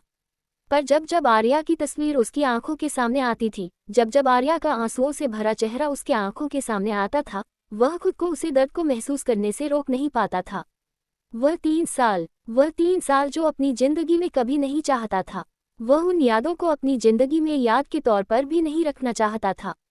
पर वह इतना ज़्यादा बदकिस्मत था कि उसकी ज़िंदगी में कुछ रहे या ना रहे, वह 3 साल उसके ज़िंदगी का कभी पीछा नहीं छोड़ने वाली थी। उन 3 सालों में उसने अपना सब कुछ खो दिया था। उन 3 सालों ने ही आज उसकी बीवी को से इतना दूर कर दिया था कि वह चाह कर भी उसे अपने करीब नहीं ला सकता था। आरिश आज जो भी अपने अंदर महसूस करता था, वह उसने कभी महसूस नहीं किया तब, पर इन 6 सालों में वह अपने आप को बस बेबस महसूस करता था। साथ ही उसे हमेशा ये लगता था कि इतना पैसा कमाने के बाद भी उसके पास कुछ भी नहीं है। जिस तरह से लोग कहते हैं कि पैसा सब कुछ है, पैसे से ही सब कुछ खरीदी जा सकती है, पैसे से खुशियां तक खरीदी जा सकती थी, आज उसके पास बेशुमार पैसा होने के बाद भी एक सुकून तक उसकी ज़िंदगी में नहीं था। खुशियां तो छोड़ो, बहुत दूर की बात है, उसकी ज़िंदगी में उसका चैन नहीं था। उसकी ज़िंदगी में उसकी बीवी नहीं थी। आज इतना पैसा होने के बाद भी उसे लग रहा था दुनिया का सबसे भिखारी इंसान वही है। ना तो एक परिवार रहा था उसके पास, और अपने नफरत और गुस्से में उसने उसके पास जो उसके सबसे कीमती चीज़ थी उसे भी उसने खो दिया था। आरिश एकटक अपने फ़ोन के स्क्रीन को घूरते हुए अपने झिलमिलाती आंखों से आर्या की तस्वीर को देखते हुए धीरे से बोला, अब और मुझसे तुम्हारी सजा काटे नहीं जा रही है वाइफी। मैं मानता हूँ कि मैं तुम्हें बहुत सी तकलीफ़ें दी है। मैं मानता हूँ कि मैं कभी यह जानने की कोशिश नहीं की कि उसे रात क्या हुआ था। मैंने बस सुनी सुनाई बातों पर यकीन किया, मैंने तुम्हारा यकीन नहीं किया। मैं उसे हर गलती को मानने को तैयार हूँ, पर मैं और तुम्हारे बिना जी नहीं पा रहा हूँ। मुझे हर पल हर एक लम्हा तुम्हारी कमी काटने को दौड़ती है। तुम मुझसे दूर क्यों चली गई वाइफी? क्यों तुमने एक बार भी मेरे बारे में नहीं सोचा? क्यों तुमने एक बार भी नहीं सोचा कि तुम्हारे बिना मैं कैसे जीऊँगा? क्यों तुमने इतनी बड़ी सजा मेरे नाम कर दी? क्यों वाइफी क्यों? आरिश उसे तस्वीर को देखते हुए खुद से ही बातें किए जा रहा था। आरिश की आवाज़ में उसका दर्द झलक रहा था। आगे बैठा ड्राइवर, जो कि इन 6 सालों से आरिश के खुद से कहे हुए बातें सुनता आ रहा है, वह हमेशा आरिश को अकेले में बातें करता देखता आ रहा था। वह जब भी आरिश को कहीं लेकर जाता था, आरिश यूं ही अकेला बैठा खुद से ही बातें किया करता था। उसके हर एक बात में, उसके हर एक जिक्र में सिर्फ और सिर्फ आर्या बसी हुई थी, और आज भी उसके कानों में जो अल्फाज जा रहे थे, उसमें भी सिर्फ और सिर्फ आर्या का ही जिक्र था। और इसके शब्दों को सुनते हुए उसे ड्राइवर की भी आंखों में नमी आ चुकी थी। इन 6 सालों में उसने आरिश को अकेले में तड़पता हुआ देख लिया था। इन 6 सालों में वह हर दिन हर एक पल आरिश को इस तकलीफ में देखता आ रहा था, और आरिश को इस हालत में देखने के बाद उसे यकीन ही नहीं होता था कि यह वही आरिश है जो 6 सालों पहले हुआ करता था, जिसे दुनिया से कोई मतलब नहीं होती थी, जो बेखौफ जीता था, जिस किसी के दर्द से कोई फर्क नहीं पड़ता था। आज वह अपनी बीवी के लिए तड़प रहा था। सच ही कहा है किसी ने, चीज़ों की अहमियत उसके मिलने से पहले और इंसान की अहमियत उसे खोने के बाद होती है। और यह चीज़ आरिश के ऊपर बखूबी बैठ रही थी। जब तक आर्या आरिश की ज़िंदगी में थी तब तक आरिश ने बस दर्द ही उसे दिए थे, पर आज जब वो उसकी ज़िंदगी में नहीं है तो बस उसे याद किए जा रहा है। आरिश के लिए आर्या के बिना एक एक पल गुजरना मौत की तरह लाग रही थी, जिसमें ना तो उसे मौत नसीब हो रही थी और ना ही ये ज़िंदगी उसे जीने दे रही थी। कुछ नहीं देर में आरिश की कार उसकी कंपनी के आगे आकर रुकती है। कार के रुकते ही आरिश कसकर अपनी आंखें बंद करता है और उसके आंखों में ठहरे आंसू उसके गालों पर आ जाते हैं। आरिश अपने आंसुओं को साफ करते हुए अपने फ़ोन को लॉक करता है और उसे अपने पेंट के पॉकेट में डालते हुए ड्राइवर की कार के डोर को ओपन करने का इंतजार करने लगता है। वही ड्राइवर तुरंत ही अपने सीट से बाहर आता है और वह बैक सीट की डोर को ओपन करता है।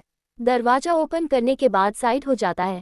इधर आरिश अपने आंखों पर गॉगल्स लगाते हुए कार से बाहर आता है और वह सीधा अपने कंपनी के अंदर अपने कदम बढ़ा देता है। वही आरिश की कंपनी में कदम रखते ही सभी आरिश को गुड मॉर्निंग विश करते हैं, पर आरिश बिना किसी की तरफ ध्यान दिए सीधा अपने केबिन की तरफ अपने कदम बढ़ा देता है। वही आरिश के ऐसे रूड नेचर से सभी वाकिफ थे, इसीलिए किसी को भी आरिश के ऐसे नेचर से कोई प्रॉब्लम नहीं हुई। यह आरिश का नया था, ये सालों से चला आ रहा था। आरिश किसी के भी बातों का जवाब नहीं देता था, यहाँ तक कि वह किसी को एक नज़र देखता तक नहीं था। आरिश के जाने के बाद सभी अपने काम पर लग जाते हैं।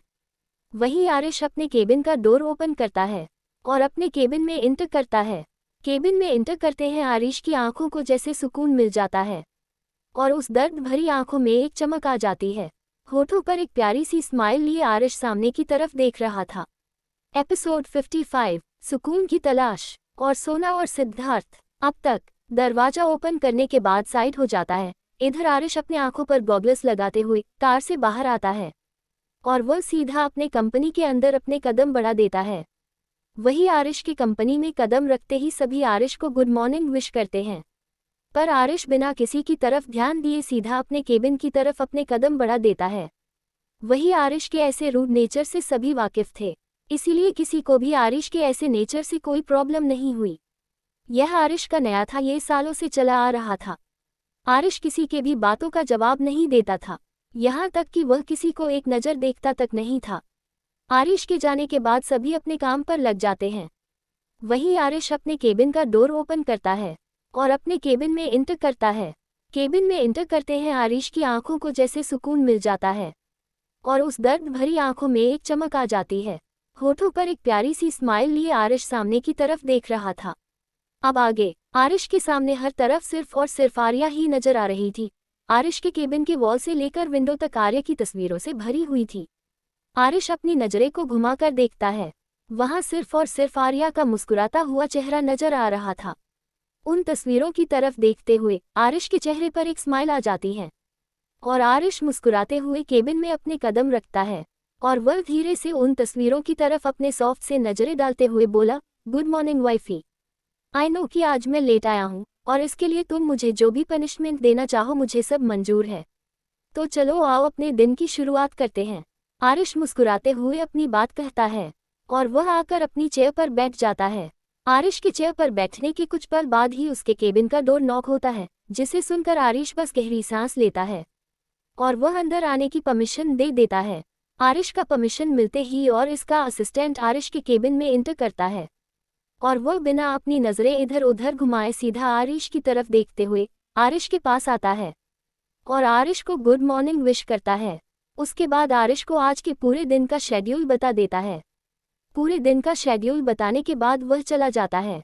वही उसके जाने के बाद आरिश एक गहरी आह भरते हुए अपने चेहरे से ही अपने सिर को टिकाते हुए अपने सामने लगी आर्या के बड़े से पोस्ट की तरफ देखते हुए माफ़ी मांगने भरे अंदाज में बोला, आई एम सॉरी वाइफी, पर आज मुझे अपने मीटिंग के लिए होटल में जाना पड़ेगा। इसके लिए आज पूरे दिन मैं तुमसे मिल नहीं पाऊंगा, पर आई प्रॉमिस कि मैं शाम को तुमसे मिलने जरूर आऊंगा। इतना कहकर आरिश एक स्माइल करता है और वह अपने चेयर से अपने कोट को उठाकर अपने केबिन से निकल जाता है। केबिन से निकलते ही आरिश के चेहरे पर फिर से एक कठोरता उभर आते हैं। अब तक उसके आंखों में जो सॉफ्टनेस थे, अब तक उसके चेहरे पर जो स्माइल थी, वह सभी गायब हो जाती हैं। इस समय आरिश के चेहरा एकदम वीरान बड़बंज जमीन की तरह नजर आने लगा था। आरिश कंपनी से निकालकर सीधा पार्किंग एरिया में आता है। वहां पर उसकी कार पहले से ही उसका इंतजार कर रही थी। आरिश कार के आते ही ड्राइवर तुरंत है कार का डोर ओपन करता है। आरिश जाकर अपने बैक सीट पर बैठ जाता है और इसके बैठते ही ड्राइवर तुरंत ही कार को होटल की तरह बढ़ा देता है, क्योंकि ड्राइवर को पहले है आरिश के असिस्टेंट के थ्रू उसे होटल का एड्रेस मिल चुका था और वह जानता था कि आरिश को इस समय वहीं पर जाना है।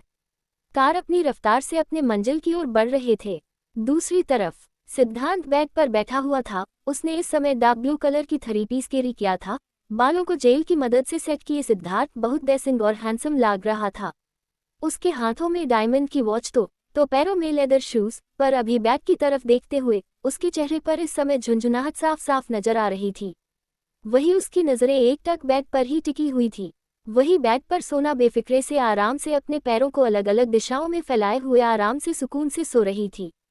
उसका चेहरा इस समय उसके लंबे बालों से ढका हुआ था और उसके छोटे से चेहरे पर एक छोटी सी स्माइल थी और उसने एक बड़े से टेडी बेयर को हक कर रखा था। सिद्धार्थ कब से सोना को नींद से जागने की कोशिश कर रहा है। उसकी आज एक मीटिंग थी, मगर उसकी बीवी थी कि वह उठने का तैयार ही नहीं हो रही थी। और सिद्धार्थ ऐसा इंसान था कि वह जहां भी जाता था अपने दोनों बच्चों और सोना को साथ लेकर ही जाया करता था, क्योंकि वह उन तीनों को घर पर छोड़कर अपनी गैर मौजूदगी में कोई रिस्क नहीं लेना चाहता था।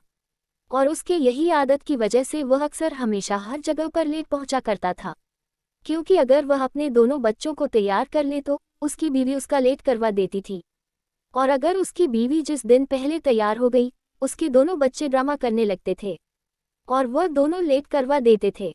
मगर ज़्यादातर सोना ही ऐसा किया करती थी। सोना आराम से सो रही थी। उसे सिद्धार्थ के मीटिंग में लेट होने से कोई फर्क नहीं पड़ रहा था। वह कितनी ही बार सिद्धार्थ को बोल चुकी थी कि वह मीटिंग में चला जाए। वह और उसके बच्चे घर पर रखेंगे और उसका इंतजार करेंगे, और अगर कोई आएगा भी तो वह लोग उसके लिए दरवाज़ा नहीं खोलेंगे।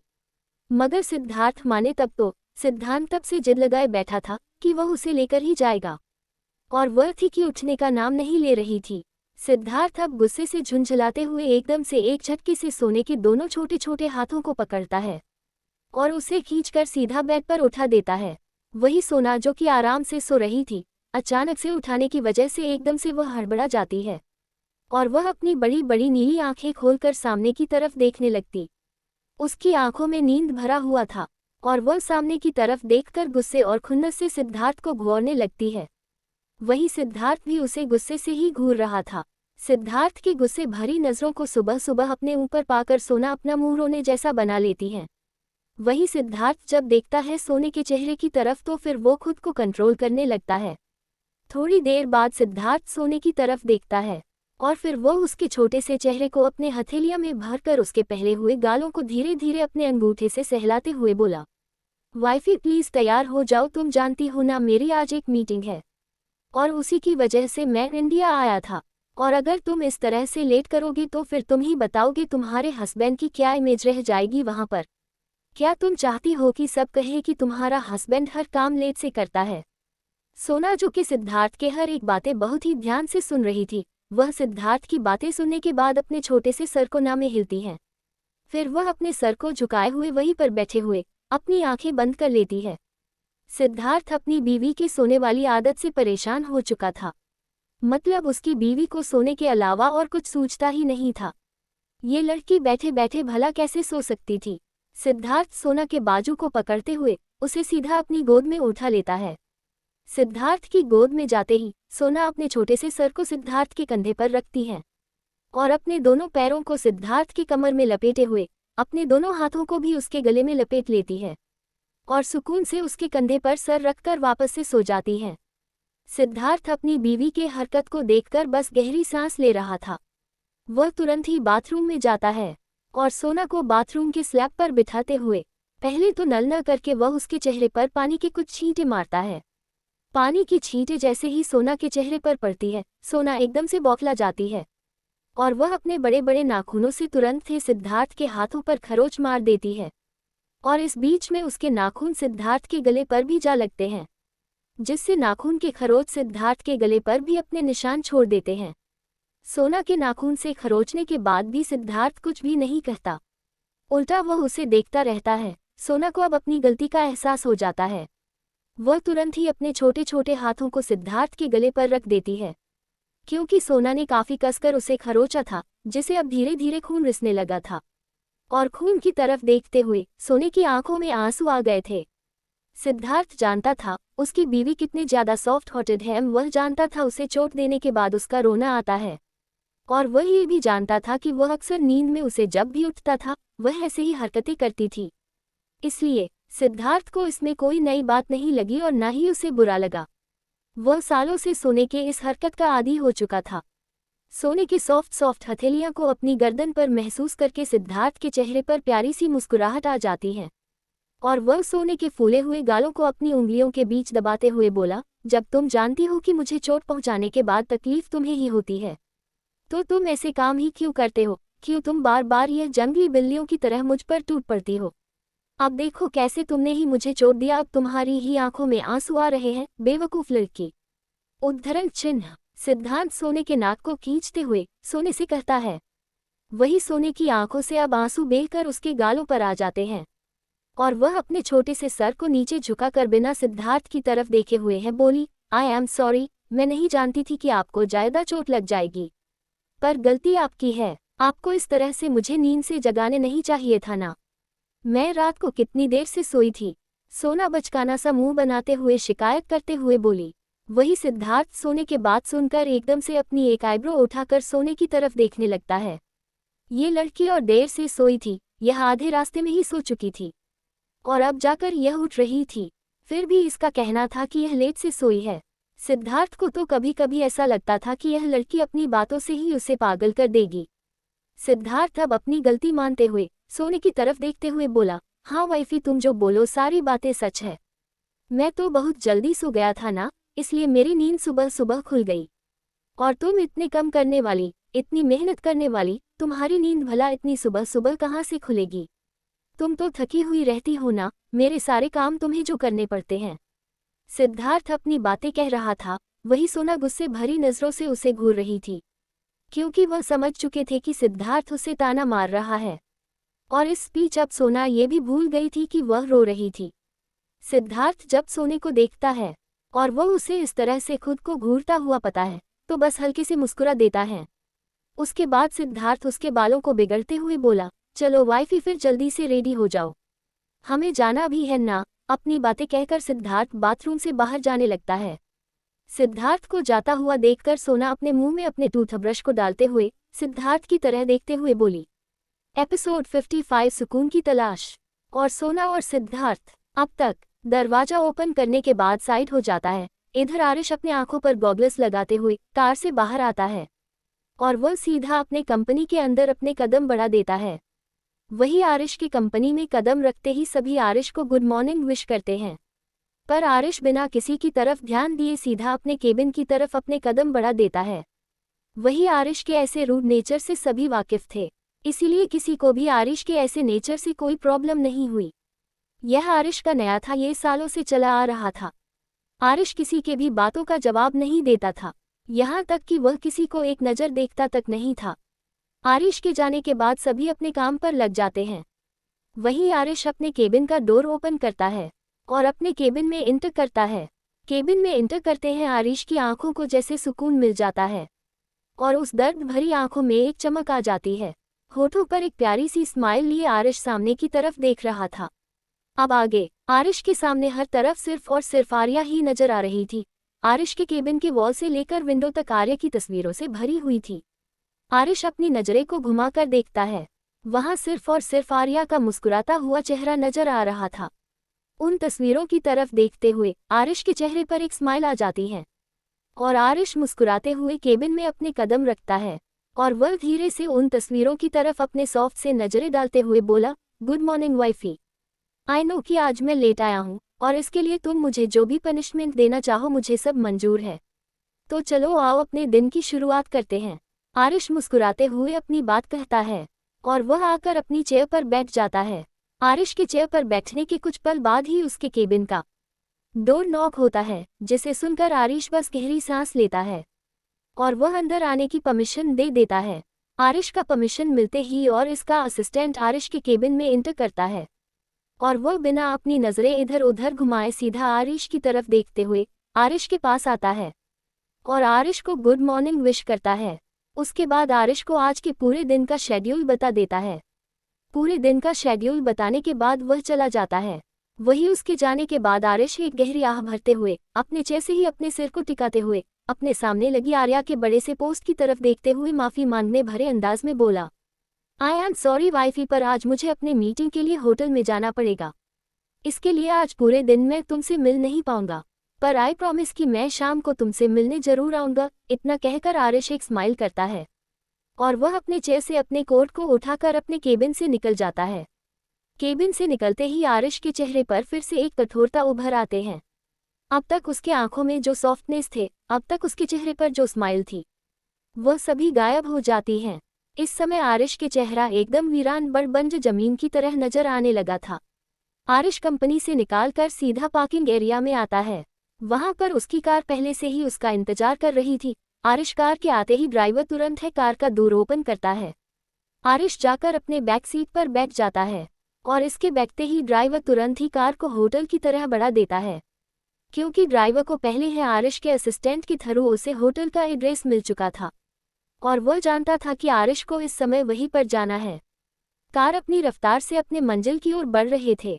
दूसरी तरफ सिद्धांत बेड पर बैठा हुआ था। उसने इस समय डार्क ब्लू कलर की 3 पीस कैरी किया था। बालों को जेल की मदद से सेट किए सिद्धार्थ बहुत डेसिंग और हैंडसम लग रहा था।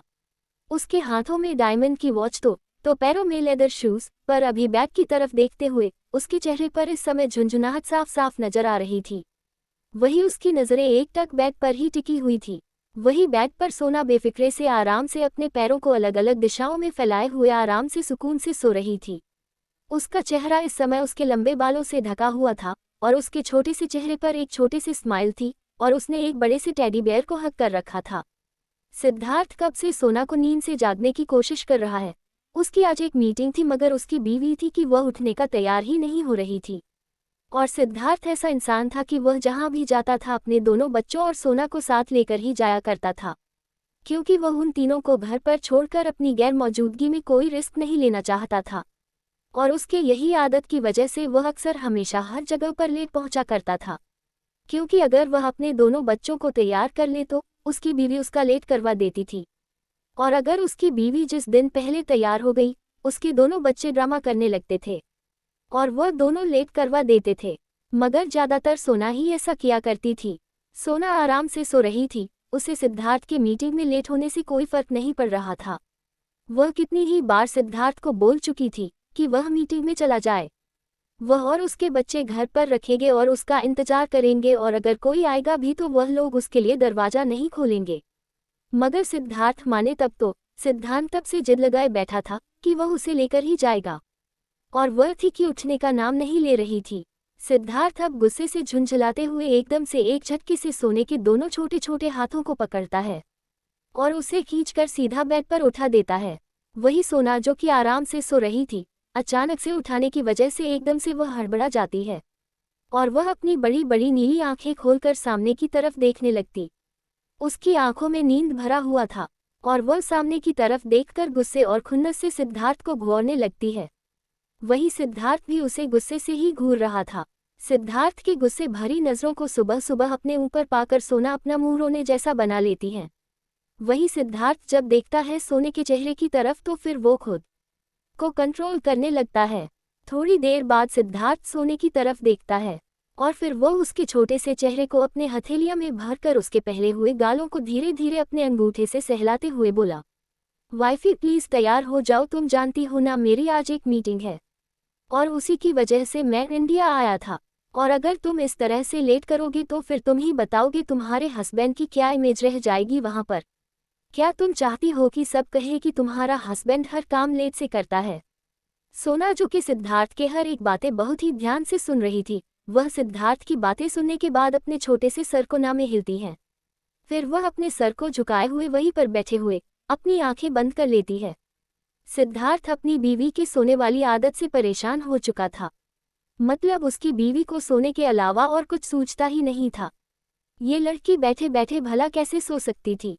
सिद्धार्थ सोना के बाजू को पकड़ते हुए उसे सीधा अपनी गोद में उठा लेता है।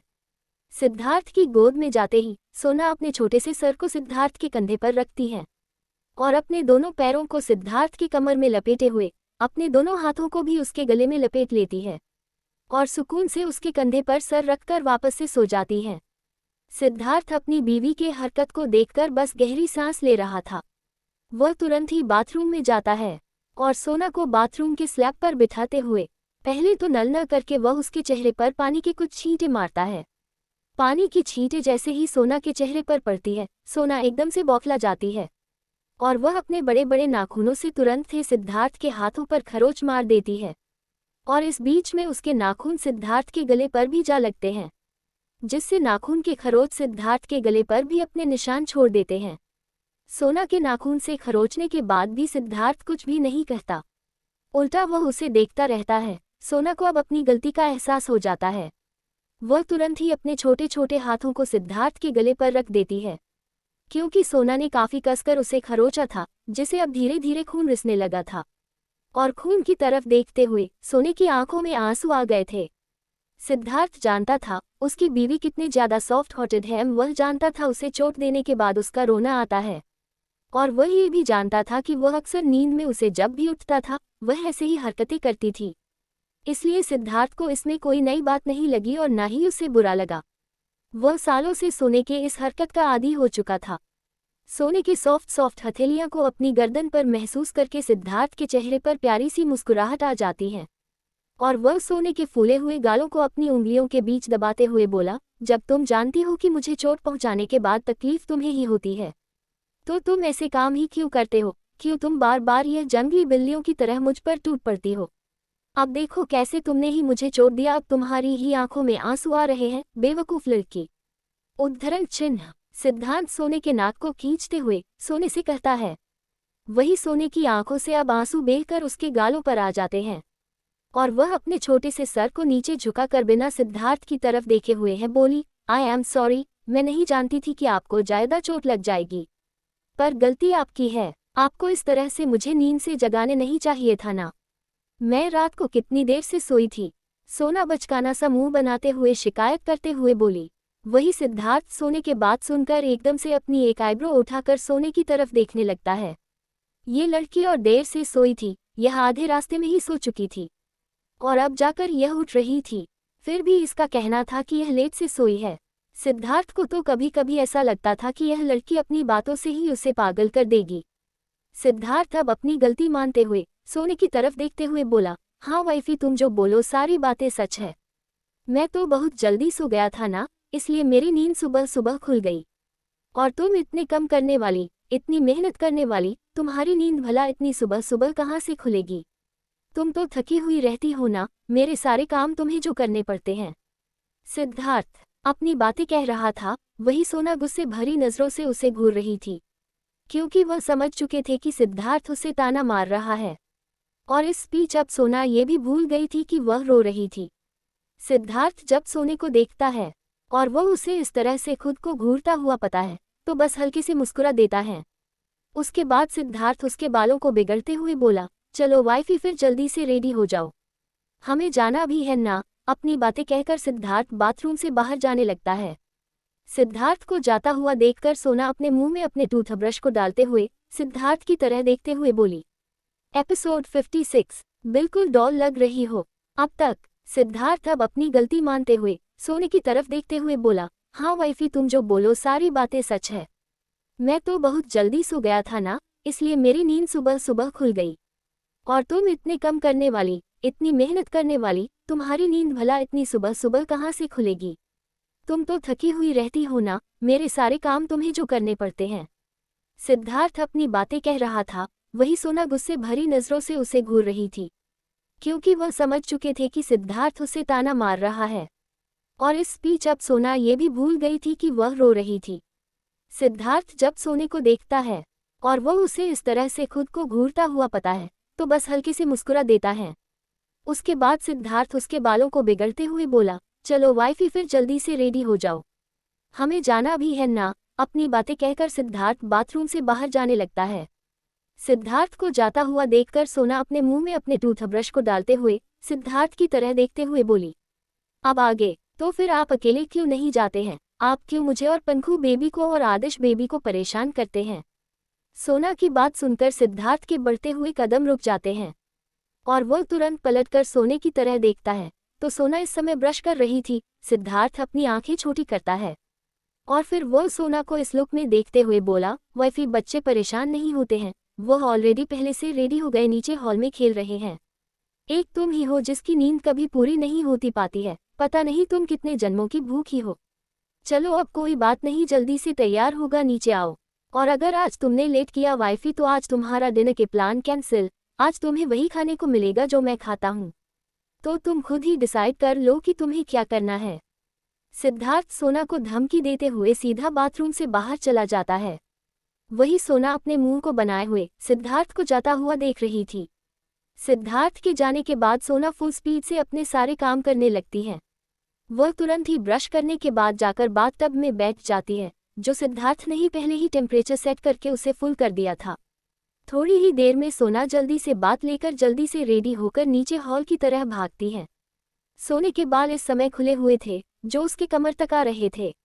वहीं उसने व्हाइट कलर के शर्ट के साथ उसने नीचे स्काई कलर की स्कर्ट को कैरी किया हुआ था।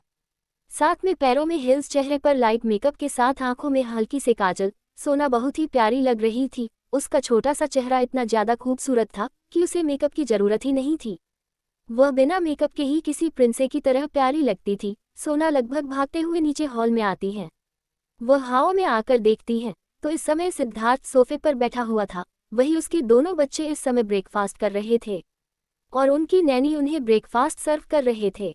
बच्चों को ब्रेकफास्ट करता हुआ देखकर सोना को भी तुरंत ही भूख लग जाती है। अभी तक जो लड़की सोने के लिए सिद्धार्थ से झगड़ा कर रही थी, अब खाना देखते ही उसका नींद उड़ चुका था और अब वह ब्रेकफास्ट टेबल की तरफ भागते हुए सिद्धार्थ जो कि सोफे पर ही बैठा हुआ अपने फोन को देखते हुए कॉफी की सीप ले रहा था। वह अपनी बीवी के एहसास को पाकर अपनी नजरें उठाकर अपनी बीवी की तरफ देखता है, क्योंकि सोने के सैंडल की आवाज की वजह से ही सिद्धार्थ समझ गया था कि सोना रेडी होकर आ चुकी है। सिद्धार्थ अपनी नजरें उठाकर सोने की तरफ देखता है, पर जैसे ही वह सोना को देखता है उसकी नजरें सोना पर ही टिक जाती है। सिद्धार्थ बिना अपनी पलकें झुकाए हुए खोए हुए अंदाज में सोने की तरफ देख रहा था। सोने का वह छोटा सा चमकता चेहरा काफी ज्यादा प्यारा लग रहा था और जब जब सिद्धार्थ उसे देखता था इस तरह से वह हमेशा उसमें खो जाया करता था। और सिर्फ सिद्धार्थ ही नहीं बल्कि कोई भी मर्द सोने के इस खूबसूरती को एक नज़र देखने के बाद उसे नजरें नहीं जाता पता था। सोना इतनी ज़्यादा खूबसूरत थी कि सिद्धार्थ हर बार उसकी इस खूबसूरत चेहरे में इतना खो जाता था कि उसे दुनिया से कोई मतलब ही नहीं होता था। सिद्धार्थ सोना तरफ देख रहा था, पर सोना बिल्कुल भी सिद्धार्थ की तरफ ध्यान नहीं देती है और वह सीधा भागते हुए डिनिंग एरिया में पहुंच जाती है। सिद्धार्थ सोना को ही देख रहा था। वह सोने के इस हरकत पर बस अपने सर को हिलाकर गहरी सांस लेता है और वापस से अपने फ़ोन में अपनी नज़र कर देता है। इधर सोना डाइनिंग एरिया में अपने चेयर पर बैठती है। उसके चेयर पर बैठते ही शेफ उसे ब्रेकफास्ट सर्व कर देते हैं। ब्रेकफास्ट सर्व करने के बाद वह सभी वहाँ से चले जाते हैं, जिसके बाद सोना सब कुछ भूलकर बस अपने ब्रेकफास्ट पर कंसंट्रेट करने लगती है। वह बहुत ही बच्चों वाली हरकतें कर रही थी। उसके खाने का तरीका भी बिल्कुल बच्चों वाले थे। वह एक हाथ से नहीं खाती थी बल्कि उसने अपने दोनों हाथों का यूज़ कर लिया था। वही सिद्धार्थ जो कि सोने के हर एक हरकत से वाकिफ था। वह जानता था उसकी बीवी कैसी है और उसे अपनी बीवी के लिए बचकानी हरकतें ही काफ़ी ज़्यादा पसंद थी। वह नहीं चाहता था कि सोना बदले, इसलिए इतने सालों में उसने सोने को बिल्कुल भी बदलने की कोशिश नहीं की थी और न ही उसने कभी भी सोने को इस चीज़ के लिए टोक था। उल्टा वो तो सोने को और भी ज़्यादा पैम्पर करके उसे बिगाड़ रहा था। सोना अपने दोनों बच्चों के साथ ब्रेकफास्ट करती है और फिर तीनों ब्रेकफास्ट करने के बाद अपने छोटे छोटे सी टमी को सहलाते हुए अपनी जगह से उठते हैं और अपने चेहरे पर बड़ी सी स्माइल लिए सिद्धार्थ की तरफ देखती हैं। सिद्धार्थ अपनी आंखें छोटी करके उन तीनों की तरफ देखता है। तीनों का पेट भरने के बाद इसी तरह से प्यारी प्यारी सी मुस्कुराहट उन तीनों के चेहरे पर आते थे। सिद्धार्थ अब अपनी जगह से उठता है और वह अपने फ़ोन को अपने पहन की पॉकेट में जाकर उन तीनों के पास आता है। फिर वह सोना के लंबे बालों में हाथ फेरते हुए उसकी तरफ देखकर नाराज़गी जताते हुए बोला, वाइफी आई नो कि तुम्हें भूख लगी थी, पर इसका मतलब यह नहीं है कि तुम इस तरह से अपने बालों को खुला रखो। मैंने तुम्हें कितनी बार कहा है कि इस तरह से अपने बालों को खुला मत रखा करो। मुझे बिल्कुल भी पसंद नहीं है कि कोई तुम्हारे लंबे बाल देखे। तुम हमेशा से बंद कर ही रखा करो। अभी चलो, मैं कमरे से आ रहा हूँ। सिद्धार्थ सोना के गालों को धीरे से थपथपाता है और फिर वह उन तीनों को बाहर कार में जाकर उसका इंतजार करने को कहता है। सोना सिद्धार्थ की बात सुनकर मुंह बनाते हुए अपने दोनों शैतान बच्चों का हाथ पकड़ती है और वो उन दोनों को लेकर सीधा महल से बाहर निकल जाती हैं। वहीं आदिश और पंखुड़ी, जो कि अपनी डैडी के सारे बातें सुन रहे थे और समझ रहे थे, वह कभी अपनी मम्मा की तरफ देख रहे थे तो कभी अपनी डैडी की तरफ देख रहे थे। उन दोनों के ही आंखों में एक अलग से ही चमक थी और वह चमकते हुए आंखों से सोने की तरफ देख रहे थे। आदिश के फेशियल फीचर्स इतने छोटे होने के बावजूद काफी ज्यादा शार्प और अट्रैक्टिव थे। वही पंखुड़ी बिल्कुल सोना की टू कॉपी थी। उसका छोटा सा चेहरा काफी ज्यादा क्यूट और खूबसूरत था और उसके बाद नीली आंखें बिल्कुल सोना की तरह ही शांत और गहरी थी। पर उसके फेशियल फीचर्स बिल्कुल उसके पिता की तरह थे। वही आदिश के फेशियल फीचर्स अलग ही थे। वो न है सिद्धार्थ की तरह था और न ही सोना की तरह था। और वह किसकी तरह था ना, ये बात सिद्धार्थ भी नहीं जानता था और यह बात सोना भी नहीं जानती थी। सोना आदिश और पंखुड़ी को लेकर बाहर आती है। उन तीनों को आता हुआ देखकर ड्राइवर तुरंत ही कार का दरवाजा ओपन करता है, जिसके बाद दोनों बच्चे तुरंत भागते हुए कार के अंदर बैठ जाते हैं। वही सोना कार में बैठने की जगह कार के बाहर ही खड़ी होकर अंदर घर की तरफ देख रही थी। वही तभी उसकी नज़र सामने से आते सिद्धार्थ के ऊपर पड़ जाती है। सिद्धार्थ के हाथों में क्लचर था जिसे के साथ वह खेलते हुए बाहर आ रहा था।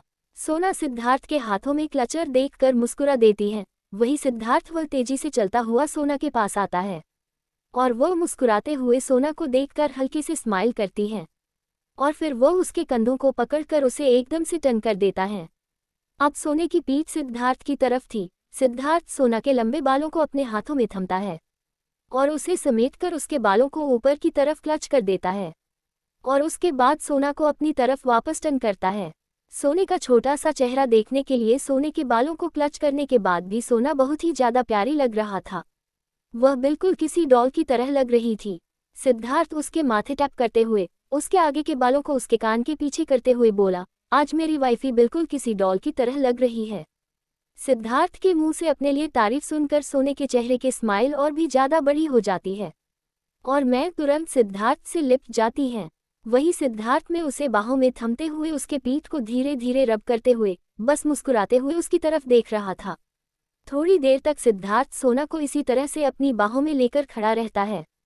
उसके बाद वह सोना को खुद से अलग करता है और फिर सोने की गालों को खींचते हुए बोला, शैतान कहीं की, चलो बंदर बैठो। सिद्धार्थ सोना को कार में बिठाता है और खुद में दूसरी तरफ से आकर कार में बैठ जाता है।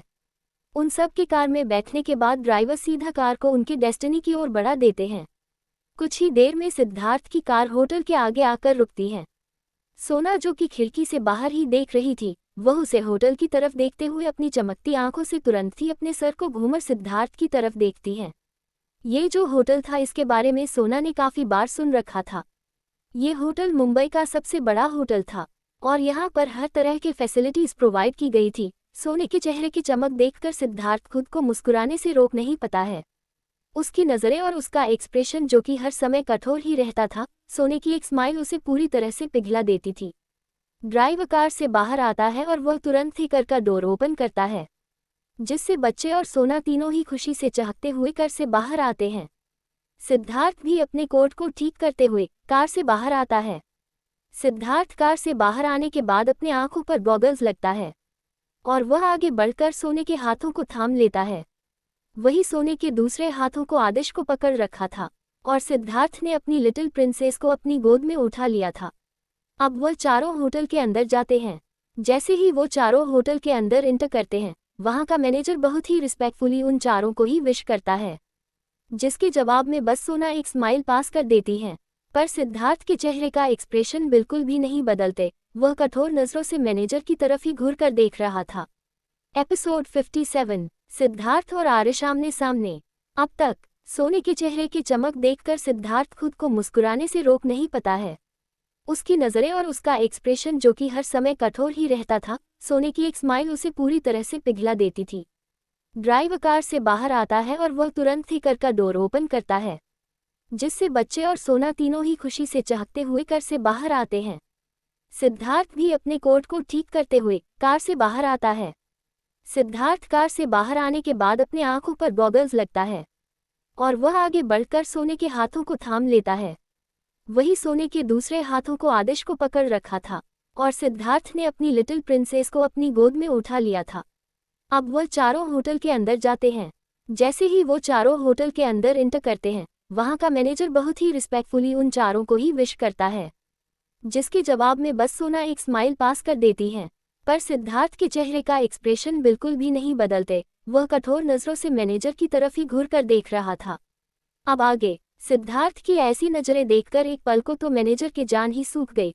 उससे तो समझ में ही नहीं आ रहा था कि उसने ऐसे भी कौन सी गलती कर दी थी जो सिद्धार्थ आते ही उसे इतनी बेरहमी से घूर रहा था। सिद्धार्थ मैनेजर को पूरी तरह से इग्नोर करते हुए सोने के हाथों को थामे हुए वहां से अपनी प्राइवेट रूम की तरफ अपने कदम बढ़ा देता है। हालांकि सिद्धार्थ का यहाँ मीटिंग था, पर उसने सोना और बच्चों की सेफ्टी के लिए पहले से ही यहाँ पर एक प्राइवेट रूम ले रखा था। जब तक सिद्धार्थ अपनी मीटिंग करने वाला था तब तक सोना और उसके दोनों बच्चे इस रूम में रहने वाले थे। सिद्धार्थ उन दोनों को लेकर उसे रूम के पास आता है और फिर की कार्ड निकालकर वह रूम को अनलॉक करता है और उन तीनों को ही रूम के डोर के पास ही छोड़ते हुए सोने के गालों को प्यार से थपथपाते हुए बोला, वाइफी अब अंदर जाऊं और बच्चों का ध्यान रखना। मैं थोड़ी देर में बस मीटिंग फिनिश करके यूँ आया, और अगर कुछ तुम्हें खाना हो तो तुम ऑर्डर कर लेना। यहाँ पर एक चीज़ तुम्हें मिल जाएगी, ओके, लेकिन यहाँ से बाहर जाने की कोशिश मत करना। सोना सिद्धांत की बातें सुनते हैं और वह अपने छोटे से सर को जल्दी जल्दी से 2-3 बार हाँ में हिला देती है, जिसे देखकर सिद्धार्थ पर मुस्कुराता है। उसके बाद हल्के से नीचे झुककर अपने पंजों के बल बैठते हुए अपने दोनों बच्चों को अपने सामने करता है और दोनों के ही गालों को अपने एक एक हथेलियां में थमते हुए उन दोनों की ही तरह देखते हुए बोला, मम्मा को ज्यादा परेशान मत करना बच्चा, और यही रूम में ही रहना। कहीं जाने की जिद मत करना जब तक डैडी नहीं आते हैं। आप लोग रूम से बाहर मत निकालना, ओके। दोनों बच्चे भी सिद्धार्थ के बोलने पर बस अपने सर को हाँ में जल्दी जल्दी से हिला देते हैं, जिसके बाद सिद्धार्थ मुस्कुराते उन तीनों को ही अंदर भेजकर खुद मीटिंग रूम की तरफ अपने कदम बढ़ा देता है। उन सबके में रूम के अंदर जाते हैं। सिद्धार्थ के चेहरे के एक्सप्रेशन एकदम से चेंज हो जाते हैं। उसके यहाँ आंखों में फिर से वही कठोरता झलकने लगते हैं और चेहरे पर वही एरोगेंटनेस। सिद्धार्थ मीटिंग रूम का डोर ओपन करता है और मीटिंग रूम में एंटर करता है। मीटिंग रूम का माहौल पहले से ही काफी ज्यादा डरावना था और सिद्धार्थ जैसा ही अपने कदम अंदर रखना है, वह मीटिंग रूम के माहौल को भांपते हुए अपने चेहरे पर तेरे मुस्कुराहट लिए अपने कदम आगे बढ़ा देता है। वही सिद्धार्थ को देखकर मीटिंग रूम में जितने भी मौजूद हैं सभी अपनी अपनी जगह से खड़े हो जाते हैं, सिवाय एक शख्स के। वह अपनी हरी गहरी आंखों से सिद्धार्थ की तरफ ही देख रहा था। उसके चेहरे पर इस समय कोई भी इमोशन नहीं थे, उसकी आंखों में कठोरता भरे हुए थे। वह अपने चेयर पर किसी राजा की तरह बैठे हुए अपने हाथों को अपने चेयर के आर्मरेस्ट पर अपने हाथों को रखते हुए अपनी गहरी नज़रों से सिद्धार्थ को ही देख रहा था। वही सिद्धार्थ भी अपने गहरी नज़रों से उस शख्स को ही देख रहा था जो कि अब भी किसी राजा की तरह अपने चेयर पर बैठा हुआ था। उस आदमी की तरफ देखते हुए सिद्धार्थ के चेहरे पर एक अजीब सी मिस्टीरियस स्माइल आ जाती है और वह मुस्कुराते हुए अपनी जगह पर आता है और अपने चेयर पर बैठते हुए सभी को बैठने का इशारा करता है। वही सभी बैठने से पहले सिद्धार्थ को बहुत ही रिस्पेक्टफुली ग्रीट करते हैं। इसके बदले में सिद्धार्थ बस अपने कठोर नज़रों से उन सब की तरफ देखते हुए अपने सर को हिला देता है, जिसके बाद सभी अपने चेयर पर बैठ जाते हैं। अब तो एक शख्सियत के दो लोग आमने सामने बैठे हुए थे। जहां सिद्धार्थ अपनी कठोर नज़रों से पूरे मीटिंग रूम को देख रहा था, तो वही उसके सामने बैठा आरिश, वह अपनी कठोर नज़रों से सिद्धार्थ की तरफ देख रहा था। ऐसा नहीं था कि आरिश सिद्धार्थ को जानता नहीं था और ऐसा भी नहीं था कि सिद्धार्थ आरिश को नहीं जानता था। दोनों ही एक दूसरे के पहचान से बखूबी रूबरू थे, दोनों ही एक दूसरे के शख्सियत से रूबरू थे और दोनों की ही जुनूनियत एक सी थी। दोनों में से किसी को भी हार मानना पसंद नहीं था और उन दोनों की ही एक से शख्सियत उसे पूरे मीटिंग रूम का माहौल और भी ज़्यादा खराब कर देता है। एक तो पहले से ही आरिश की मौजूदगी में रूम का टेम्परेचर इतना ज़्यादा गिरा हुआ था कि सभी पहले ही डर से कांप रहे थे, और अब एक और सेम नेचर का इंसान जाकर उनके मीटिंग का माहौल और भी ज़्यादा डरावना कर रहा था। अभी सिद्धार्थ और आरिश एक दूसरे की तरफ देख ही रहे थे कि तभी सिद्धार्थ हल्के से मुस्कुराते हुए आरिश की तरफ अपने हाथ बढ़ाता है। आरिश सिद्धार्थ के हाथों को देखने के बाद भी अपने हाथ मिलाने के लिए आगे नहीं बढ़ता है। वही सिद्धार्थ आरिश के ऐसे नेचर को देखकर शैतानी तरह से मुस्कुराते हुए बोला, मिस्टर आर्यन, आपसे मिलकर अच्छा लगा। अपनी बात कहते हुए सिद्धार्थ अपने हाथों को पीछे खींच लेता है। वही आरिश बिना किसी भाव के सिद्धार्थ की तरफ देखते हुए बहुत ही एरोगेंट टोन में बोला, पर मुझे तुमसे मिलकर बिल्कुल अच्छा नहीं लगा।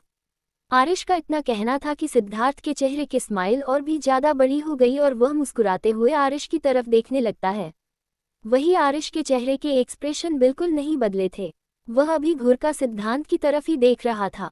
अब उसे रूम में मीटिंग न होकर बल्कि इन दोनों का कोल्ड वॉर शुरू हो चुका था, जिसमें न तो सिद्धार्थ पीछे हटने को तैयार था और न ही आरिश पीछे हटने को तैयार था। उसे मीटिंग रूम के बिगड़ते माहौल को देखते हुए और उन सब के इस डरावने माहौल को खत्म करते हुए एक आदमी जिसकी उम्र लगभग 40 से 45 के आसपास के रही होगी, वह थोड़ा हिम्मत करके सिद्धार्थ और आरिश दोनों की तरफ देखते हुए बहुत ही रिस्पेक्टफुली बोला, मिस्टर आर्यन और मिस्टर सिंघानिया, क्या इस मीटिंग को कंटिन्यू करने की परमिशन है? उसे आदमी के ऐसे पहुंचने पर सिद्धार्थ और आरिश दोनों ही उसे आदमी की तरफ अपनी पैनी नजरों से देखते हैं। फिर दोनों ही गहरी सांस छोड़ते हुए अपनी अपने चेयर से पीछे टिककर बैठ जाते हैं। उन दोनों का सेम रिएक्शन देखकर वहां मौजूद सभी समझ जाते हैं कि उन दोनों की तरफ से हमी भर दी गई है। जिसके बाद सभी अपने अपने प्रोजेक्ट को एक एक करके एक्सप्लेन करना शुरू कर देते हैं। सिद्धार्थ को इस मीटिंग में बिल्कुल भी इंटरेस्ट नहीं था और ना ही आज उसको इस मीटिंग में इंटरेस्ट आ रहा था। दोनों ही अपने अपने फ़ोन में लगे हुए थे। वहीं बाकी सभी बहुत ही ध्यान से सभी के प्रोजेक्ट को देख रहे थे, क्योंकि उनमें से कोई भी सिद्धार्थ और आरिश के साथ काम करने का मौका खोना नहीं चाहते थे। वह सभी आरिश और सिद्धार्थ के साथ काम करना चाहते थे, क्योंकि वह दोनों ही जानते थे सिद्धार्थ और कितने ज़्यादा पावरफुल शख्सियत है। जाहिर सी बात है कि उनका एक छोटा सा प्रोजेक्ट अगर वह लोग आरिश और सिद्धार्थ के साथ करते हैं तो उनके उस प्रोजेक्ट की कीमत इतनी ज़्यादा हाई हो जाएगी जितना ज़्यादा वो कभी सपने में भी नहीं सोच सकते थे। इसलिए वह सभी अपना अपना बेस्ट देने की कोशिश कर रहे थे, पर इसके लिए वह लोग बेस्ट देने की कोशिश कर रहे थे। वह दोनों ही अपनी दुनिया में खोए हुए थे। आरिश फ़ोन को एक तरफ निहारे जा रहा था जिसके ऊपर आर्या की तस्वीर चमक रही थी। वही सिद्धार्थ अपने फ़ोन में सोना से मैसेज पर बातें किए जा रहा था। सिद्धार्थ गहरी सांस लेता है। वह एक गन का इमोजी भेजता है, जिसके कुछ बर्बाद ही मीटिंग रूम का दरवाज़ा खुलता है। मीटिंग रूम का दरवाज़ा खुलते ही मीटिंग रूम में मौजूद हर कोई की नज़रें मीटिंग रूम के दरवाजे की तरफ चली जाती है, क्योंकि इस तरह से इतने बड़े मीटिंग में अचानक से दरवाज़ा खोल के इस तरह से मीटिंग को बीच में डिस्टर्ब करने की हिम्मत होटल में से किसी भी स्टाफ को नहीं था। कोई भी हिम्मत नहीं कर सकता था कि सिद्धार्थ और आरिश के मीटिंग को इस तरह से कोई स्पॉइल करे। पर चूंकि मीटिंग रूम में मौजूद सभी का सारा अटेंशन उस दरवाजे पर ही टिका हुआ था, दरवाज़ा खुलता है और एक छोटी सी आकृति दरवाजे से होते हुए मीटिंग रूम में एंटर करती है। उसे छोटी सी आकृति की तरफ देखते हुए सभी के चेहरे पर हैरानी के भाव थे और सभी हैरानी से उसे तरफ देख रहे थे, जहां एक छोटी सी बच्ची जिसने अपने बालों की 2 चोटी किए हुए थी, उसका छोटा सा गोल मटोल सा चेहरा, चमकता नीली आंखें और छोटे से बहुत ही ज़्यादा प्यारा लग रहा था। उसने इस समय डांगरी पहन रखे थे और पैरों में उसके छोटे छोटे वाइट कलर के शूज़ थे और उसने अपनी दोनों छोटे छोटे फ्लफी हाथों से दरवाजे को पकड़ रखा था। उस छोटी सी बच्ची की तरफ देखते हुए सभी के होठों पर अपने आप ही मुस्कुराहट आ जाती है। वह बच्ची दिखने में ही इतनी ज़्यादा प्यारी थी कि कोई भी खुद को मुस्कुराने से रोक नहीं पाता है। वही आरिश एकटक उस बच्चों की तरफ देख रहा था। उसकी आंखों में उसे बच्चों की तरफ देखते हुए एक अजीब से इमोशंस थे, जैसे वह बच्चे उसे किसी की याद दिला रही हो। उसे बच्ची की तरफ देखते हुए आरिश की आंखों में जो तड़प नजर आने लगे थे, वह भले ही कोई महसूस करे ना करे, लेकिन आरिश उसे अंदर तक महसूस कर रहा था और वह तड़प उसके आंखों में नमी बनकर छाने लगी थी, जिसे आरिश तुरंत ही कंट्रोल कर लेता है। वह बिल्कुल भी हमने कमजोरी को किसी के सामने जाहिर नहीं करना चाहता था। मीटिंग रूम अंदर आते ही और वह सीधा भागती है, वो सिद्धार्थ के पास चली आती है। वही सिद्धार्थ जो मुस्कुराते हुए वह तब से अपनी नन्ही सी प्रिंसेस को देखे जा रहा था। वह पनखुड़ी के उसके पास आते ही तुरंत नीचे झुककर पनखुड़ी को अपनी गोद में उठा लेता है और फिर वह उसके छोटे से नाक को खींचते हुए बोला, शैतान बच्चे, डैडी ने कहा था ना कि जब तक डैडी नहीं आते हैं आप मम्मा और भाई के साथ वहीं पर इंतजार करना, फिर आप यहाँ पर क्यों आए हैं? सिद्धार्थ के ऐसा कहने पर वह छोटे से बच्चे अपने छोटे से मुंह को खोलती है और सिद्धार्थ के गालों पर अपने छोटे छोटे दांत चुभा देती है और फिर सिद्धार्थ से दूर होकर अपनी नीली गहरी नज़रों से घूरकर सिद्धार्थ की तरफ देखती है। उसका छोटा सा चेहरा इसे में नाराजगी से फूला हुआ था। उसकी छोटी सी नाक भी गुस्से से बार बार फूल रही थी। जो कि उसे बहुत ही ज्यादा क्यूट बना रहे थी। वही सिद्धार्थ अपनी बच्ची की हर एक हरकत को नोटिस कर रहा था। और अचानक से इस तरह से उसके दांत काटने पर सिद्धार्थ अपनी आंखें छोटी करके उसकी तरफ देखने लगता है, तो वही पंखुड़ी सिद्धार्थ की तरफ नाराजगी से देखते हुए ही बोली, पंखुली को आइसक्रीम खानी है। और मम्मा पंखुली को आइसक्रीम नहीं दे रही। एपिसोड 58, तुम्हारी कसम और मिस्टर बिग वेयरवुल्फ। अब तक शैतान बच्चे डैडी ने कहा था ना कि जब तक डैडी नहीं आते हैं आप मम्मा और भाई के साथ वहीं पर इंतजार करना, फिर आप यहाँ पर क्यों आए हैं। सिद्धार्थ के ऐसा कहने पर वह छोटे से बच्चे अपने छोटे से मुंह को खोलती है और सिद्धार्थ के गालों पर अपने छोटे छोटे दांत चुभा देती है और फिर सिद्धार्थ से दूर होकर अपनी नीली गहरी नजरों से घूरकर सिद्धार्थ की तरफ देखती है। उसका छोटा सा चेहरा इसे में नाराजगी से फूला हुआ था। उसकी छोटी सी नाक भी गुस्से से बार बार फूल रही थी, जो कि उसे बहुत ही ज्यादा क्यूट बना रहे थी। वही सिद्धार्थ अपनी बच्ची की हर एक हरकत को नोटिस कर रहा था और अचानक से इस तरह से उसके दांत काटने पर सिद्धार्थ अपनी आंखें छोटी करके उसकी तरफ देखने लगता है, तो वही पंखुली सिद्धार्थ की तरफ नाराजगी से देखते हुए ही बोली, पंखुली को आइसक्रीम खानी है। और मम्मा पंखुली को आइसक्रीम नहीं दे रही। अब आगे पंखुली अपनी बात कहकर उम्मीद भरी नजरों से सिद्धार्थ की तरफ देखने लगती है। उसके शब्द इतनी ज्यादा क्यूट है कि मीटिंग रूम में मौजूद सभी दूसरे की तरफ देखकर मुस्कुराने लगते हैं। उसे बच्ची की आवाज सच में काफी ज्यादा प्यारी थी। उस बच्चों की आवाज है उन सबके कानों को राहत दे रही थी।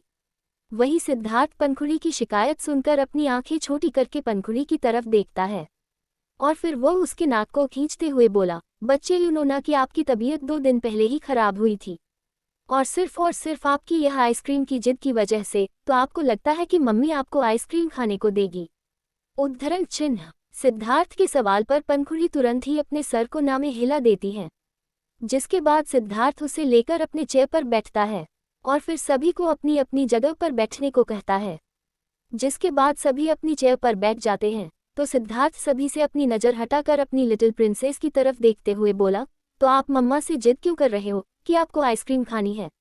आप जानते हो ना कि अगर मम्मा गुस्सा हुई तो उनका गुस्सा आपके डैडी पर ही निकलेगा।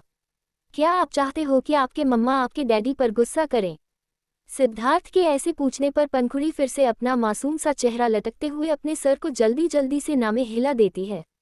इसके बाद सिद्धार्थ उसके दोनों गालों को धीरे से पिंच करते हुए बोला, तो फिर बच्चे आप मम्मा से आइसक्रीम क्यों मांग रहे हो और आप यहाँ पर क्या कर रहे हो।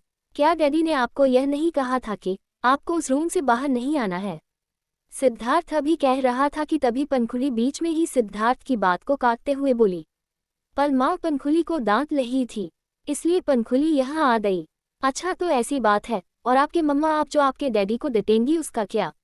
उद्धरण चिन्ह। पंखुड़ी अब अपने होठों का पाउट बनाते हुए अपनी टिमटिमाती आंखों से सिद्धार्थ की तरफ देखने लगती है, जैसे वह सिद्धार्थ से अब उम्मीद कर रहे हो कि वह अब अपनी जिम्मेदारी खुद उठा ले, क्योंकि वह सिद्धार्थ को डांट खाने से नहीं बचा सकती थी। सिद्धार्थ अपनी बेटी की क्यूट रिएक्शन को देखकर मुस्कुराते हुए उसके नाक को धीरे से अपनी उंगली से स्क्रैच करते हुए बोला, आप बहुत चालक हो लिटिल प्रिंसेस।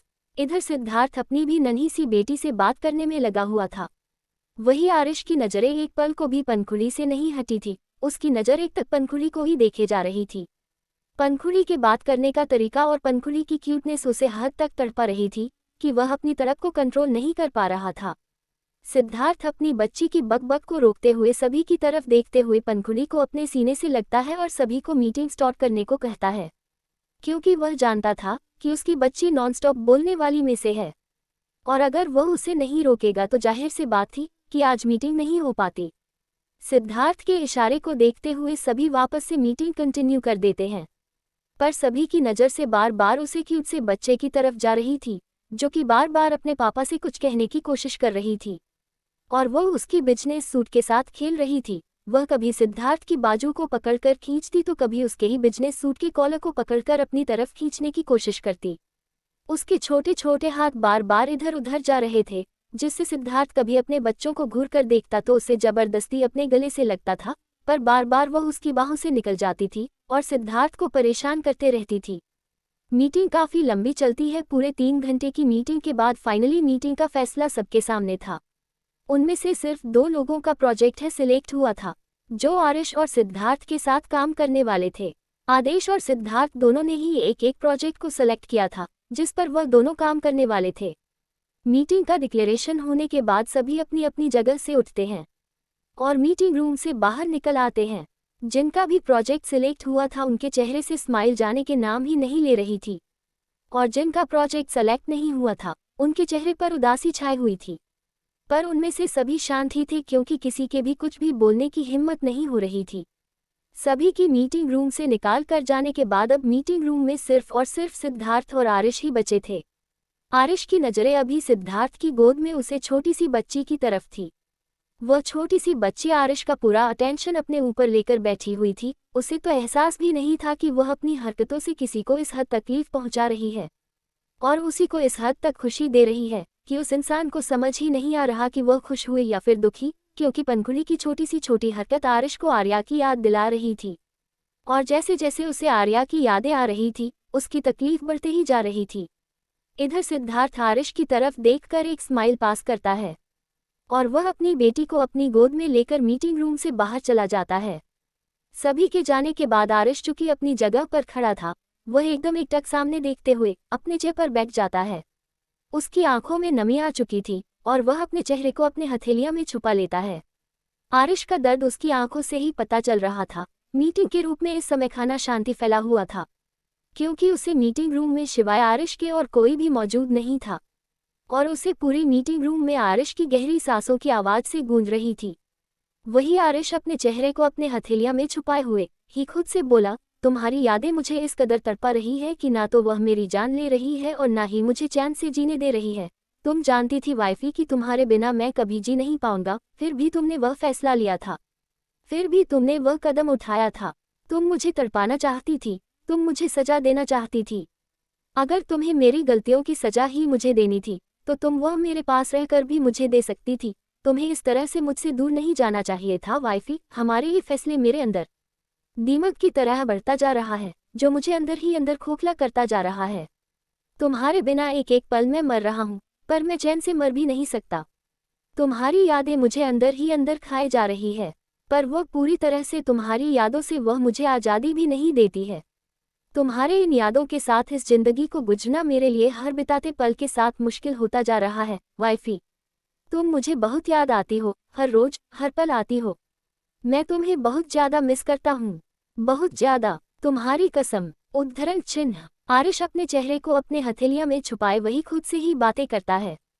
उसकी आवाज़ में जो दर्द था वह साफ साफ जाहिर हो पा रहा था, पर उसके इस आवाज़ को सुनने वाला भी उसके पास कोई नहीं था। आरिश काफ़ी देर तक अपने चेहरे को अपने हथेलियों में छुपाए हुए इस तरह से अपने चेयर पर बैठा हुआ रहता है और काफ़ी देर बाद वह अपने चेहरे से अपनी हथेलियों को हटाता है। आरिश जैसे ही अपने हथेलियों को हटाता है उसका पूरा चेहरा लाल था, उसकी आंखें तक लाल थी। उसकी आंखों को देखकर ही समझ में आ रहा था कि आरिश रोया है। आरिश की आंखों की वह नामी बता रही थी कि आरिश की तकलीफ कितनी है। आरिश अपने पेंट के पॉकेट से अपना रुमाल निकलता है और वह अपने चेहरे को साफ करता है और कुछ देर तक वहीं पर बैठ गहरी गहरी सांस लेता है और खुद को पूरी तरह से शांत करने के बाद ही जाकर आरिश उस मीटिंग रूम से बाहर आता है। इधर सिद्धार्थ, जो कि पहले ही पनखुड़ी को लेकर मीटिंग रूम से बाहर आ चुका था, मीटिंग रूम से बाहर आते ही पनखुड़ी सिद्धार्थ से वापस से आइसक्रीम की जिद करने लगती है और अपनी बेटी की जिद को देखते हुए सिद्धार्थ उसे मना नहीं कर पाता है, इसलिए वह उसे लेकर सीधा होटल के कैफेटेरिया की तरफ चला जाता है, क्योंकि वह रूम में ऑर्डर देखकर नहीं मंगवा सकता था। क्योंकि अगर सोना पनखुड़ी को आइसक्रीम खाता हुआ देख लेती तो उसके बाद वह पूरी तरह से बवाल मचा देती और उसके बाद पनखुड़ी की तो खैर थी ही नहीं, वह सिद्धार्थ को भी नहीं छोड़ती, जिसकी वजह से सिद्धार्थ रूम में आइसक्रीम ऑर्डर करने का रिस्क बिल्कुल भी नहीं ले सकता था। सिद्धार्थ पनखुड़ी को लेकर कैफेटेरिया में आता है और वह पनखुड़ी को आइसक्रीम दिलाकर वही एक टेबल पर बैठ जाता है। पनखुड़ी आराम से सिद्धार्थ की गोद में बैठे अपने आइसक्रीम को एंजॉय कर रही थी, वहीं सिद्धार्थ उसके छोटे से चेहरे की तरफ देखता हुआ मुस्कुरा रहा था। मतलब उसकी बेटी और बीवी दोनों के जिद के आगे हमेशा उसे अपने घुटने टेकने ही पड़ते थे। इधर सिद्धार्थ अपनी बेटी के साथ बिजी था, वही आरिश इस कॉरिडोर से होते हुए होटल से बाहर जा रहा था। तभी एक रूम का दरवाजा खुलता है और एक छोटा सा बच्चा अपने हाथों में बर्गर पकड़े रूम से बाहर आता है और यह बच्चा कोई और नहीं बल्कि आदिश था। वह अपने हाथों में बर्गर पकड़े हुए अपनी बड़ी बड़ी नज़रों को कॉरिडोर में इधर उधर घूमने लगता है, जैसे वह किसी को ढूंढ रहा हो। तभी आरिश तेजी से चलता हुआ आ रहा था, वह एकदम से आकर आदिश से टकरा जाता है और आरिश के टकराते ही आदिश के हाथों से उसका बर्गर छूटकर सीधा फर्श पर गिर जाता है। और बर्गर हाथ से छूटकर गिरते ही आदिश के चेहरे के एक्सप्रेशन ऐसे हो जाते हैं जैसे जिसने भी उसके हाथों से इस बर्गर को गिराया था वह उसकी जान ले लेगा। आदिश अपनी हरी गुस्से से भरी आंखों से अपना सिर उठाकर सामने की तरफ देखता है। उसकी आंखों में समय बेशुमार गुस्सा भरा हुआ था। वही आरिश बच्चे से टकरा चुका था। आरिश जिसका ध्यान उसके फोन में था वह तुरंत ही अपने फोन से अपने नज़र हटाकर अपने सर को झुकाकर उसे बच्चों के छोटे से चेहरे की तरफ देखता है। उस छोटे से बच्चों के चेहरे की तरह देखते हुए आरिश की आंखें एकदम से हैरानी से बड़ी हो जाती हैं और वह किसी मूर्ति की तरह जमकर अपनी जगह पर खड़ा हो जाता है। एपिसोड 59 फ्लैशबैक और आदिश का झगड़ा। अब तक जैसे वह किसी को ढूंढ रहा हो तभी आरिश तेजी से चलता हुआ आ रहा था। वह एकदम से आकर आदिश से टकरा जाता है और आरिश के टकराते ही आदिश के हाथों से उसका बर्गर छूटकर सीधा फर्श पर गिर जाता है। और बर्गर हाथ से छूटकर गिरते ही आदिश के चेहरे के एक्सप्रेशन ऐसे हो जाते हैं जैसे जिसने भी उसके हाथों से इस बर्गर को गिराया था वह उसकी जान ले लेगा। आदिश अपनी हरी गुस्से से भरी आंखों से अपना सिर उठाकर सामने की तरफ देखता है। उसकी आंखों में समय बेशुमार गुस्सा भरा हुआ था। वही आरिश बच्चे से टकरा चुका था। आरिश जिसका ध्यान उसके फोन में था वह तुरंत ही अपने फोन से अपने नज़र हटाकर अपने सर को झुकाकर उसे बच्चों के छोटे से चेहरे की तरफ देखता है। उस छोटे से बच्चों के चेहरे की तरह देखते हुए आरिश की आंखें एकदम से हैरानी से बड़ी हो जाती हैं और वह किसी मूर्ति की तरह जमकर अपनी जगह पर खड़ा हो जाता है। अब आगे उस बच्चे के छोटा सा चेहरा और उसकी वह हरी आंखों और उसे बच्चों के साथ शार्प फेशियल फीचर्स बिल्कुल ऐसे थे जैसे आरिश के कभी हुआ करता था। उस बच्चे की तरफ देखते हुए ना जाने क्यों पर आरिश की गहरी हरी आंखों में एक अजीब से इमोशंस आने लगते हैं। साथ ही उसकी धड़कनें भी एकदम से तेज हो जाती है। उसकी धड़कनें इस तरह से शोर मचा रही थी जैसे ना जाने उसे कौन सा बिछड़ा हुआ खजाना मिल गया हो। उसे ऐसा महसूस हो रहा था जैसे आज वह अपने बचपन को अपने सामने खड़ा हुआ देख रहा हो। आरिश अपने बचपन में बिल्कुल इसी आंखों के साथ, इसी शार्प फीचर्स के साथ और इसी नेचर के साथ था। आरिश को उस बच्चे में अपना बचपन दिख रहा था। आरिश अभी उस बच्चों में इतना ज्यादा खोया हुआ था कि तभी उसके कानों में उसे बच्चों की गुस्से से भरी आवाज पड़ती है, मिस्टर बिग वेयरवुल्फ, क्या आप देखकर नहीं चलते हैं? आपकी वजह से मेरे बर्गर गिर गए और अब मुझे मम्मा दोबारा से ये दिलाएगा भी नहीं। आदिश की आंखों में आरिश से शिकायत करते हुए उसकी आंखों में एक गुस्सा भी था। वही आरिश तो जैसे उसे छोटे से बच्चों के मुंह से इन शब्दों को सुनने के बाद जैसे आदेश की शरीर से उसकी जान ही निकाल ले गई हो। ये शब्द ऐसे थे जैसे किसी ने आरिश के ऊपर ठंडे पानी की बरसात कर दी हो।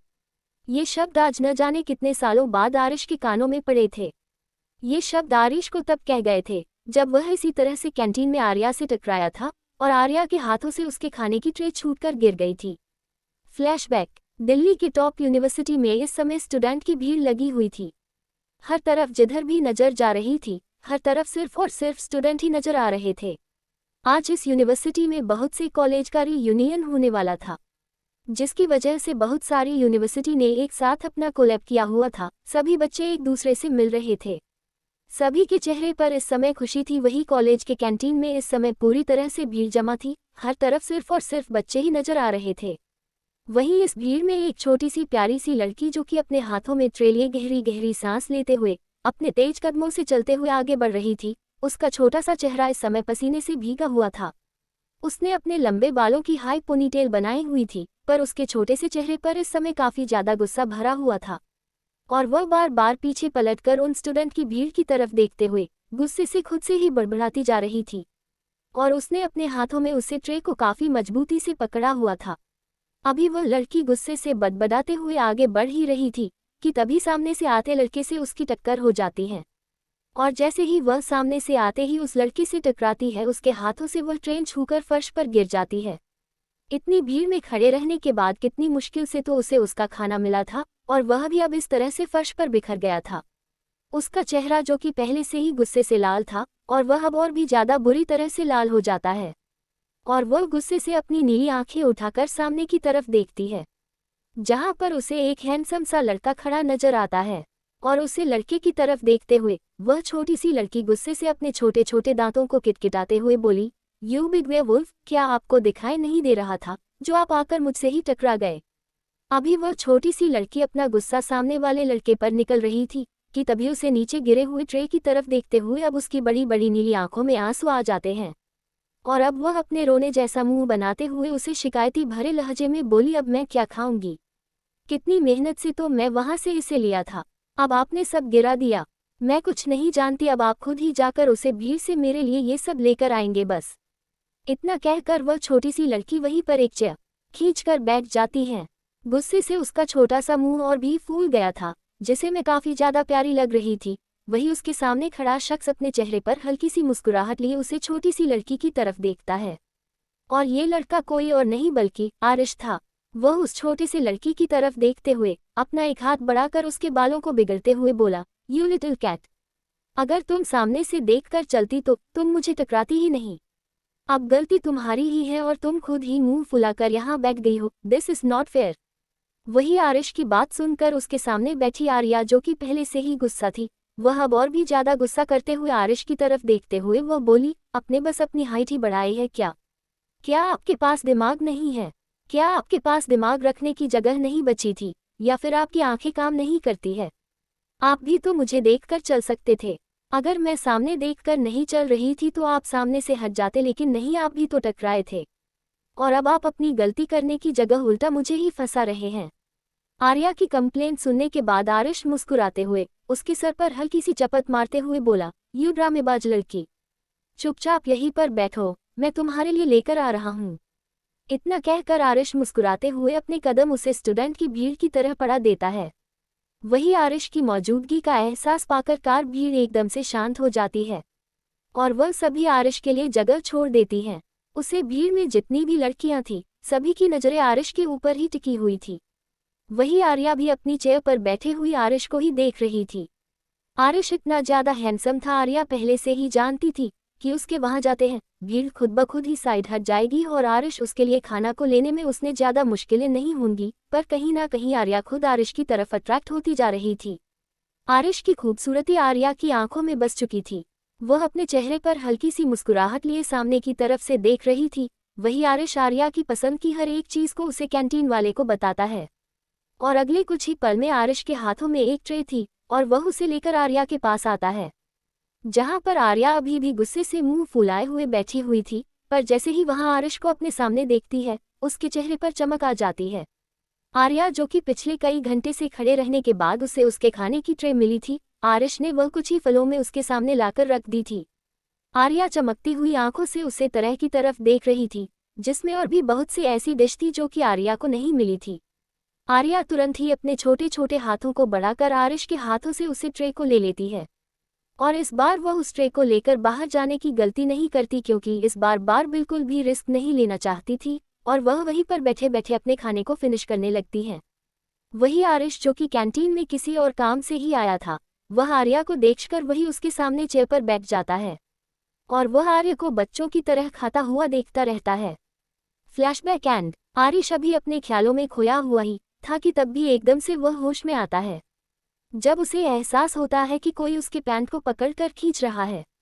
आरिश तुरंत ही सामने की तरफ देखता है तो सामने आदिश गुस्से से आरिश की तरह घूरते हुए बोला, एक तो आपने गलती की है, ऊपर से आप सॉरी बोलने की जगह अपने ही दुनिया में खोए हुए हैं।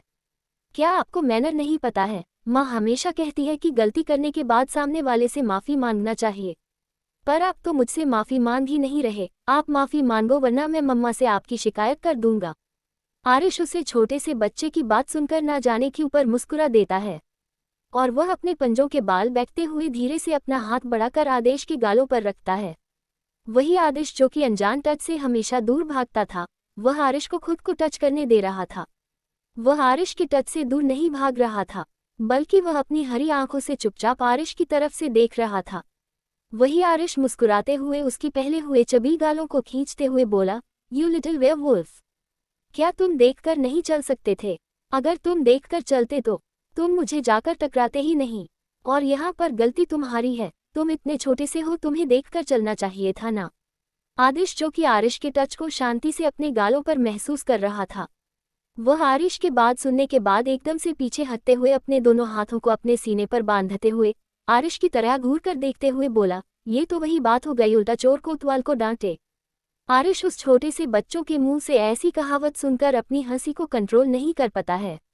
उसे इस छोटे से बच्चे की बात सुनने में काफ़ी ज़्यादा इंटरेस्ट आ रहा था।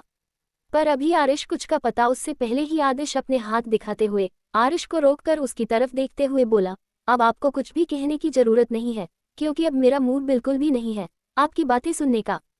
और मैं अपनी मम्मी के पास जा रहा हूँ, क्योंकि मैं आपकी वजह से आपकी मम्मा को बिल्कुल भी इंतजार नहीं करवाना चाहता।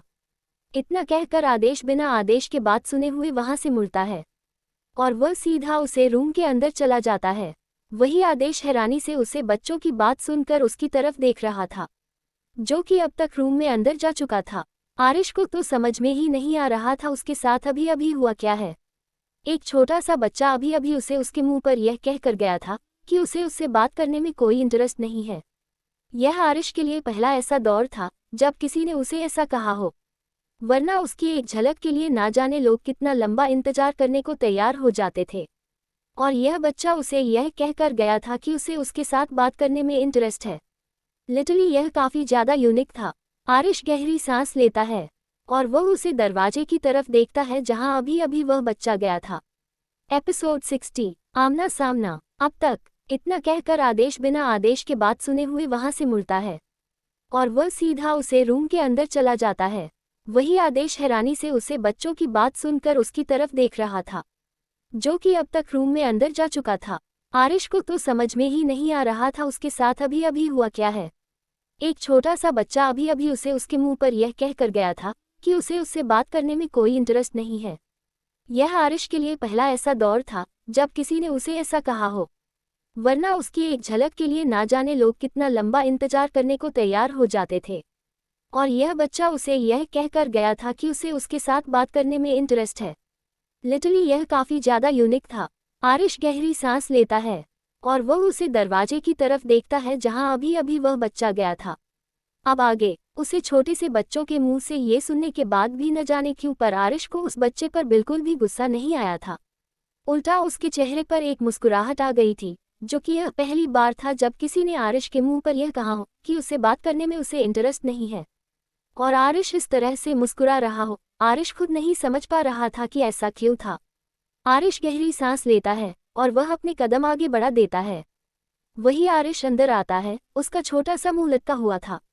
वही अंदर सोना, जो कि सोफे पर बैठे हुए अपने फोन में कुछ देख रही थी, दरवाजा खुलने की आवाज सुनते हुए तुरंत ही अपने सर को उठाकर सामने की तरफ देखती है। अपने सामने आदिश को देखकर सोना हल्के से स्माइल कहती है और फिर उसकी तरफ देखते हुए पूछती है, क्या तुम डैडी से मिले?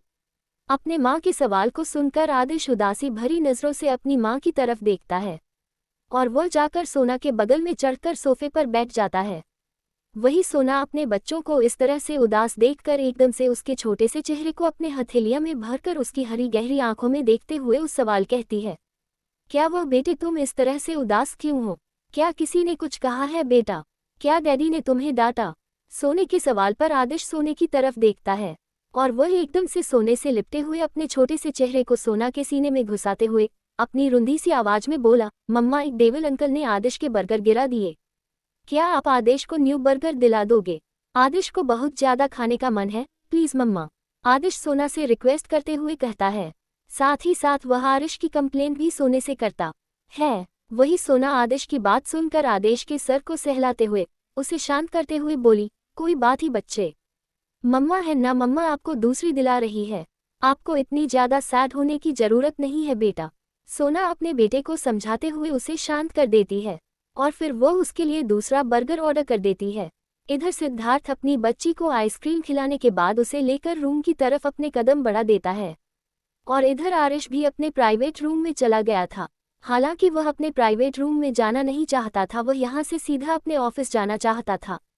पर उस बच्चे से मिलने के बाद पता नहीं क्यों आरिश के मन में एक अजीब से बेचैनी हो रही थी, जिसकी वजह से वह इस होटल में अपने प्राइवेट रूम में जाकर सोफे पर बैठा हुआ था और वह अपने फ़ोन को घूर कर देख रहा था, क्योंकि उसके फ़ोन में उसने अपने बचपन की कुछ तस्वीर निकाल रखी थी। अभी अभी उसके आंखों के सामने जो बच्चा आया था और जिस तरह वह बचपन में था, उन दोनों तस्वीरों को मिलने के बाद बिल्कुल ऐसा लग रहा था जैसे वह बच्चा उसका कार्बन कॉपी हो। उस बच्चे के फेशियल फीचर्स बिल्कुल आरिश की तरह थे और अगर वह बच्चा आरिश इसकी एज तक पहुंचता है तो वह बिल्कुल और इसकी तरह ही दिखेगा। और आरिश इसी उधेड़ बूंद में अपने फोन में अपनी तस्वीर देखते हुए अपनी ही दुनिया में घूम रहता है। इधर सिद्धार्थ पंखुड़ी को लेकर अपने प्राइवेट रूम में आता है तो वो देखता है इस समय सोना सोफे पर बैठी हुई अपने फोन में गेम खेल रही थी।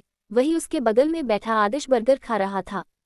सोने जैसे ही प्राइवेट रूम का दरवाजा खोलने की आवाज़ सुनती है वह तुरंत अपने सर को उठाकर सामने की तरफ देखती है तो सिद्धार्थ और पंखुड़ी को सामने पाती है। सिद्धार्थ और पंखुड़ी की तरफ देखते हुए उसकी आंखें छोटी छोटी हो जाती है और वह सिद्धार्थ की तरफ घूर कर देखते हुए बोली, दिलाया आप अपनी बेटी को आइसक्रीम, अगर इसकी तबीयत खराब हुई ना तो फिर आपको मैं कमरे के अंदर आने नहीं दूंगी।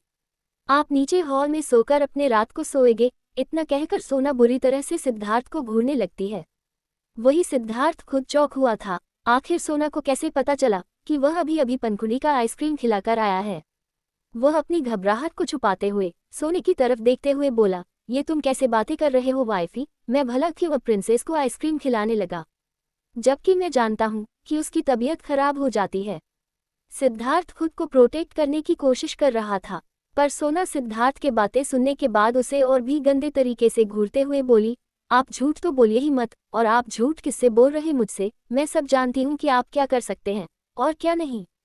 और इसके इस मासूम से चेहरे के आगे तो यह अगर कहे कि दुनिया को आग लगा दो तो आप उसके लिए भी एक पल नहीं सोचेंगे, और दुनिया को आग लगा देंगे तो फिर यहाँ तो सिर्फ एक आइसक्रीम की बात थी और आप इसे बिना आइसक्रीम खिलाए ले आए, ये हो ही नहीं सकता है। सिद्धार्थ को तो अब समझ ही नहीं आ रहा था कि वह सोना के इस बात का क्या जवाब दे। ये बिल्कुल सच बात थी कि सिद्धार्थ कभी भी पंखुड़ी को किसी भी चीज़ के लिए मना नहीं करता था, और सिर्फ पंखुड़ी ही नहीं बल्कि वह सोना को भी किसी चीज़ के लिए मना नहीं करता था। इसीलिए तो उसकी बीवी और उसकी लिटिल प्रिंसेस इतनी ज़्यादा जिद्दी हो गई थी कि सिद्धार्थ गहरी सांस लेता है और वह सोने के पास आता है और पंखुड़ी को सोना के बगल में ही सोफे पर बिठाते हुए सोना के बालों में अपने हाथ फेरते हुए बोला, वाइफी, तुम मुझे इतनी अच्छी तरह से जानती हो, तुम जानते हो कि मैं अपनी लिटिल प्रिंसेस को किसी भी चीज़ के लिए मना नहीं कर सकता और उसकी तबीयत खराब नहीं होंगी बिकॉज मैंने पहले ही उसकी प्रिपरेशन कर दिए हैं। घर जाते हैं अपनी लिटिल प्रिंसेस को सबसे पहले डॉक्टर से दिखा देंगे। मैं डॉक्टर को कॉल करके घर पर आने को कह दिया है, अब तो ठीक है ना। सोना सिद्धार्थ के इस बात का कोई जवाब नहीं देते उल्टा हुआ मुंह फुलाकर चुपचाप बैठी रहती है। सिद्धार्थ अब गहरी सांस लेता है और वह सोना को खींचकर अपने करीब करता है और सोना को अपने गले से लगाते हुए उसके पीठ को धीरे धीरे रब करते हुए बोला, क्या तुमने खाना खाया था वाइफी, क्या तुम्हें भूख लगी है। सिद्धार्थ के ये पूछने पर सोना अपना मुंह बनाते हुए अपने दोनों हाथों को उठाकर सिद्धार्थ की कमर में लपेटते हुए शिकायत भरे लहजे में रहती है, मैंने खाना ऑर्डर किया था पर उन्होंने खाना अच्छा नहीं दिया, मुझे अच्छा नहीं लगा खाना, इसलिए हम यहाँ पर नहीं खाएंगे, हम सीधा घर जाकर ही खाएंगे। सोने की बातें सुनकर सिद्धार्थ बस हल्के से मुस्कुरा देता है। वह जानता था कि सोना खाने के मामले में कितने ज़्यादा चूजी है। वह सब कुछ नहीं खाते थी, बस अपनी पसंद के कुछ पार्टिकुलर चीज़ से ही उसे खाना पसंद था, और अगर उसके अलावा उसके सामने कुछ और रख दिया जाए तो सोना किसी बिगड़े हुए बच्चे की तरह रिएक्ट करती थी और वह उसे खाने को हाथ तक लगाने को तैयार नहीं होती थी। सिद्धार्थ कुछ भी नहीं कहता है और वह हल्के से नीचे झुककर सोना के माथे पर प्यार से किस करते हुए बोला, ओके मेरा बच्चा, जैसा तुम कहो। इतना कहकर सिद्धार्थ सोना के हाथों को पकड़कर सोफे से उठता है और फिर आदिश की तरफ देखता है तो आदिश भी अपने बर्गर को अब तक फिनिश कर चुका था। वह अपने डैडी की तरफ देखते हुए तुरंत ही आगे बढ़कर उनके हाथों को पकड़ लेता है। इसके बाद सोना अपने नन्हे से बच्चे का हाथ पकड़कर चारों ही उसे प्राइवेट रूम से बाहर आ जाते हैं।